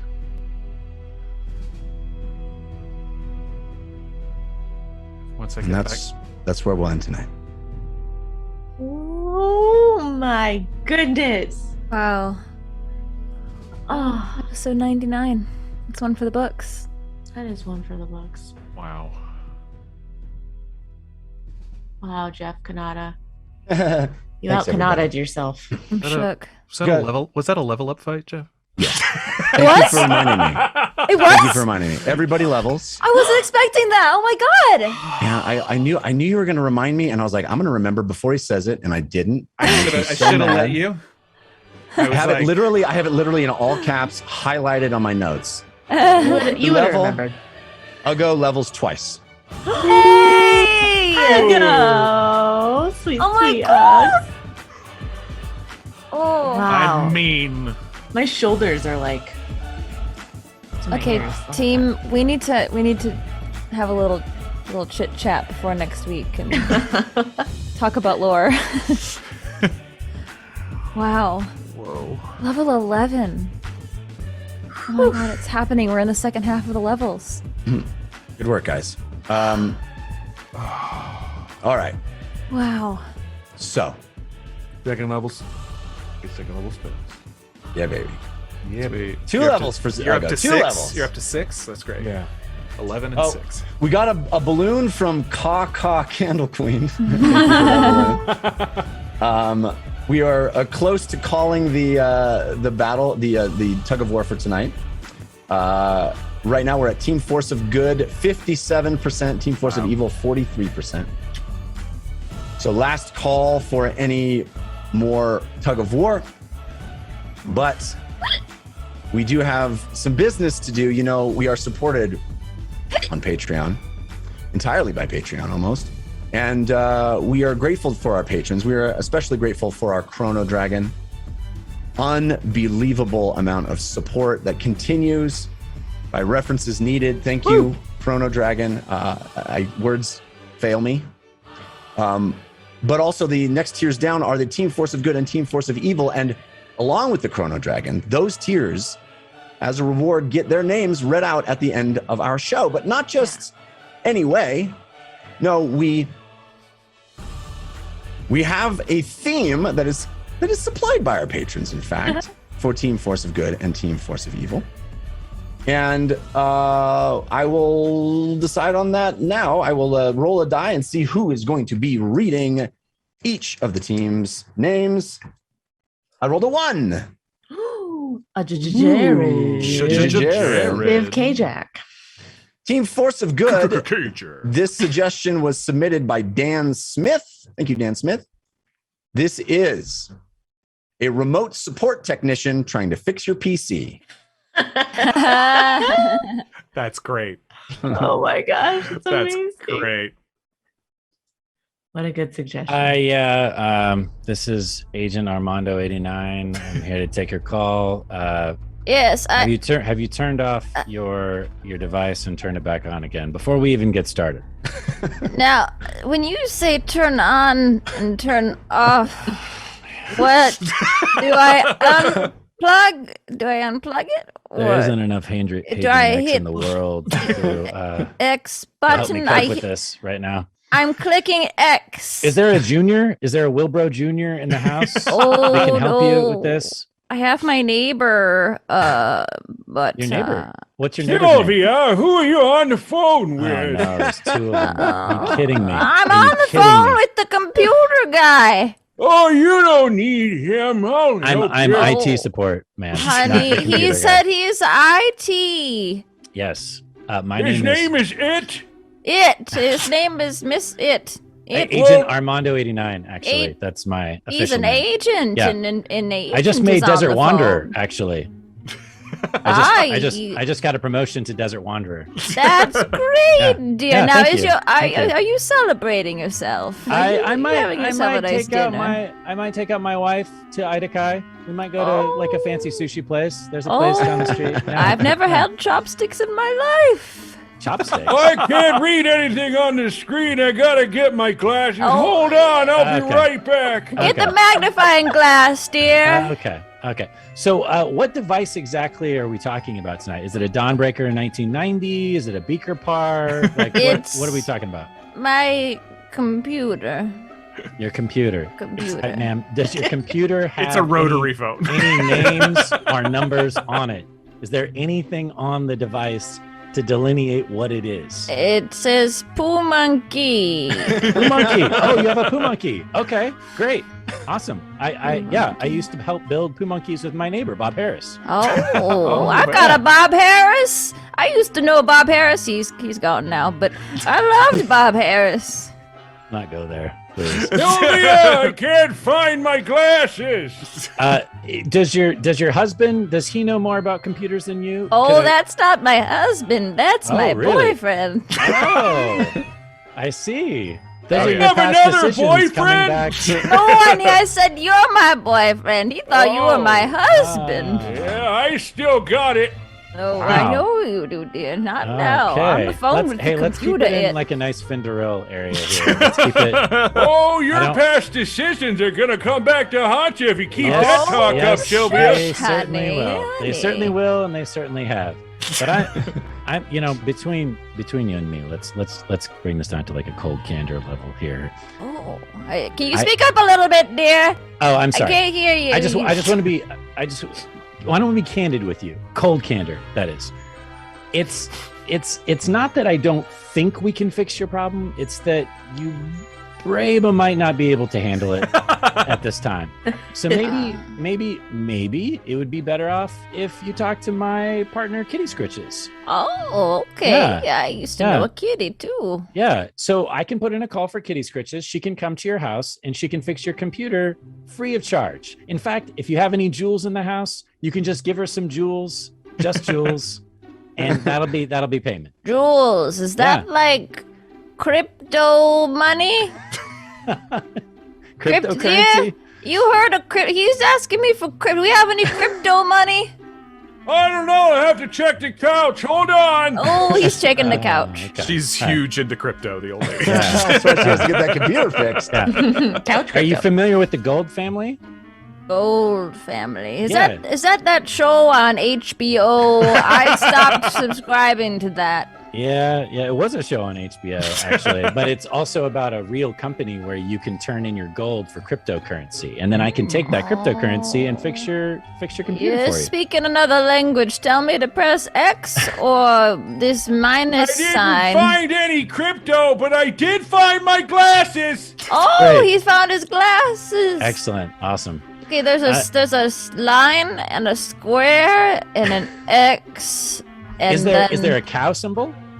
Is there an I, R, and a cow symbol? Yes, there's a cow symbol in the lower left hand. Great. Just hit the IR moo cow button, and Okay, that's going to fix click. your problem Well right done. there. Oh, it turned on. There you go. Your Oh. computer has been fixed. Thank you so much for joining us today. Wow. After this call is finished, there's going to be a slight survey. If you can just give me a 10 out of 10, I would really Click. appreciate it.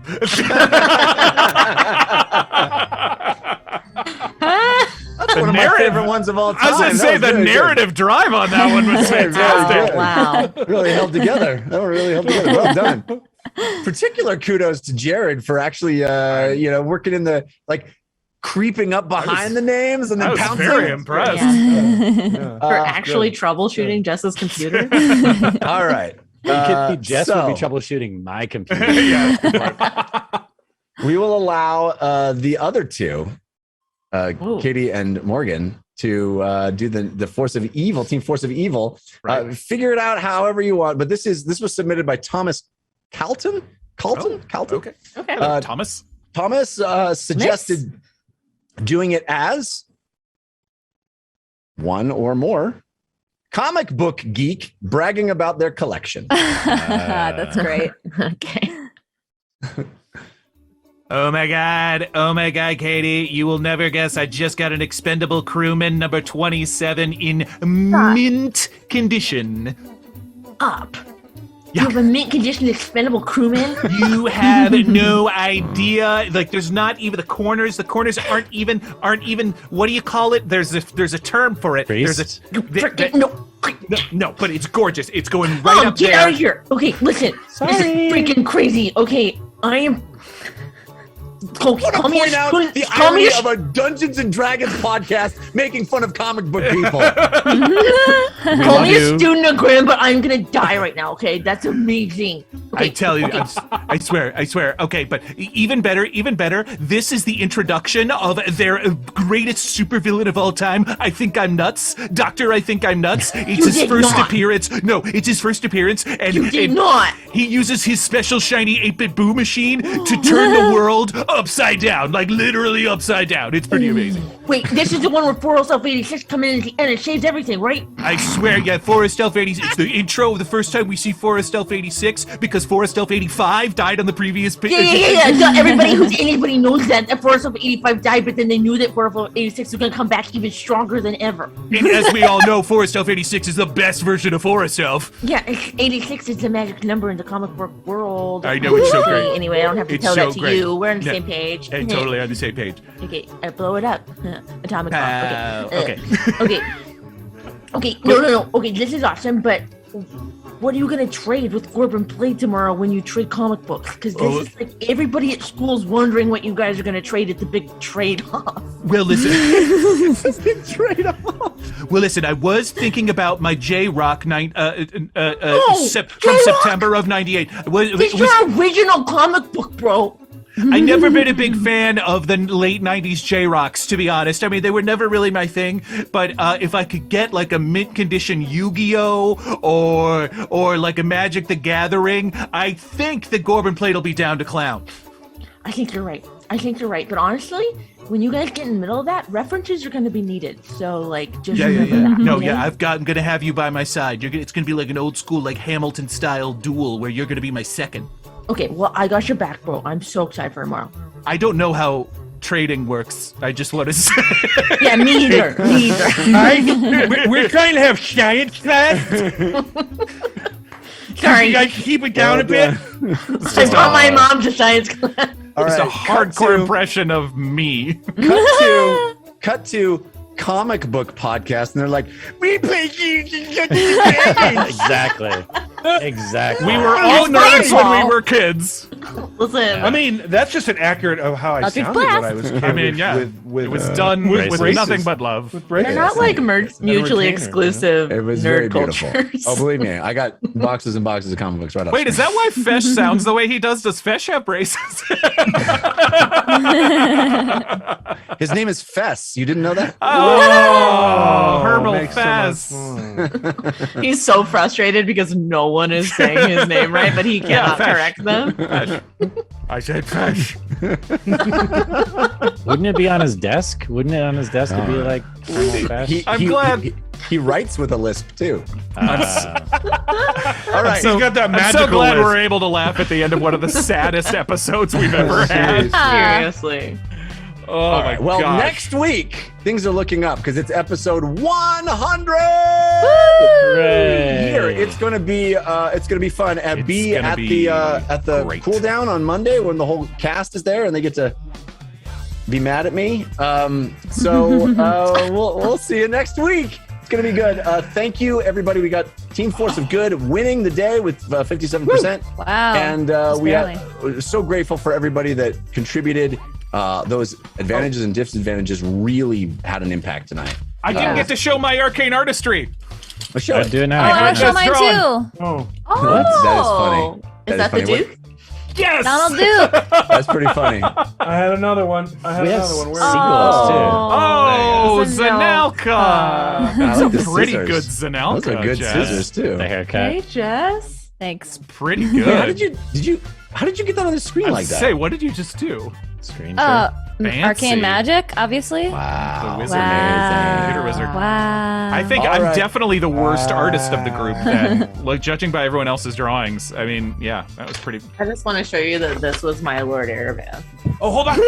Oh, look at Spaghetti that! beard. Nice. Spaghetti beard. Spaghetti beard. Is that spaghetti beard? That would have been Fahima as noodle It beard. looks like the tentacles are coming out of his neck instead of his face. It's Also, like look, he that. looks like a Lego. And look Yeah. how happy he looks. Yes, he's so cute. It's the Lego version of Lord Airbender. Oh, and that's Lord Airband too.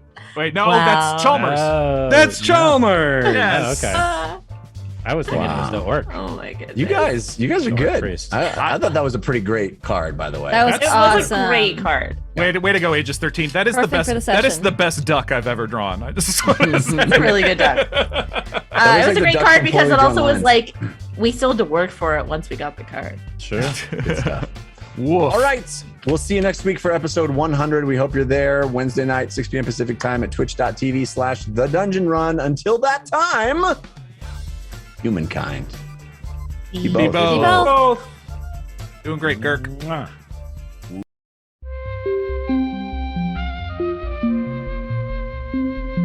It started. It started. It started. Started.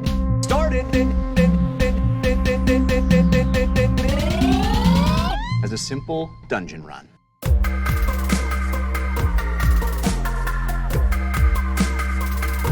As a simple dungeon run.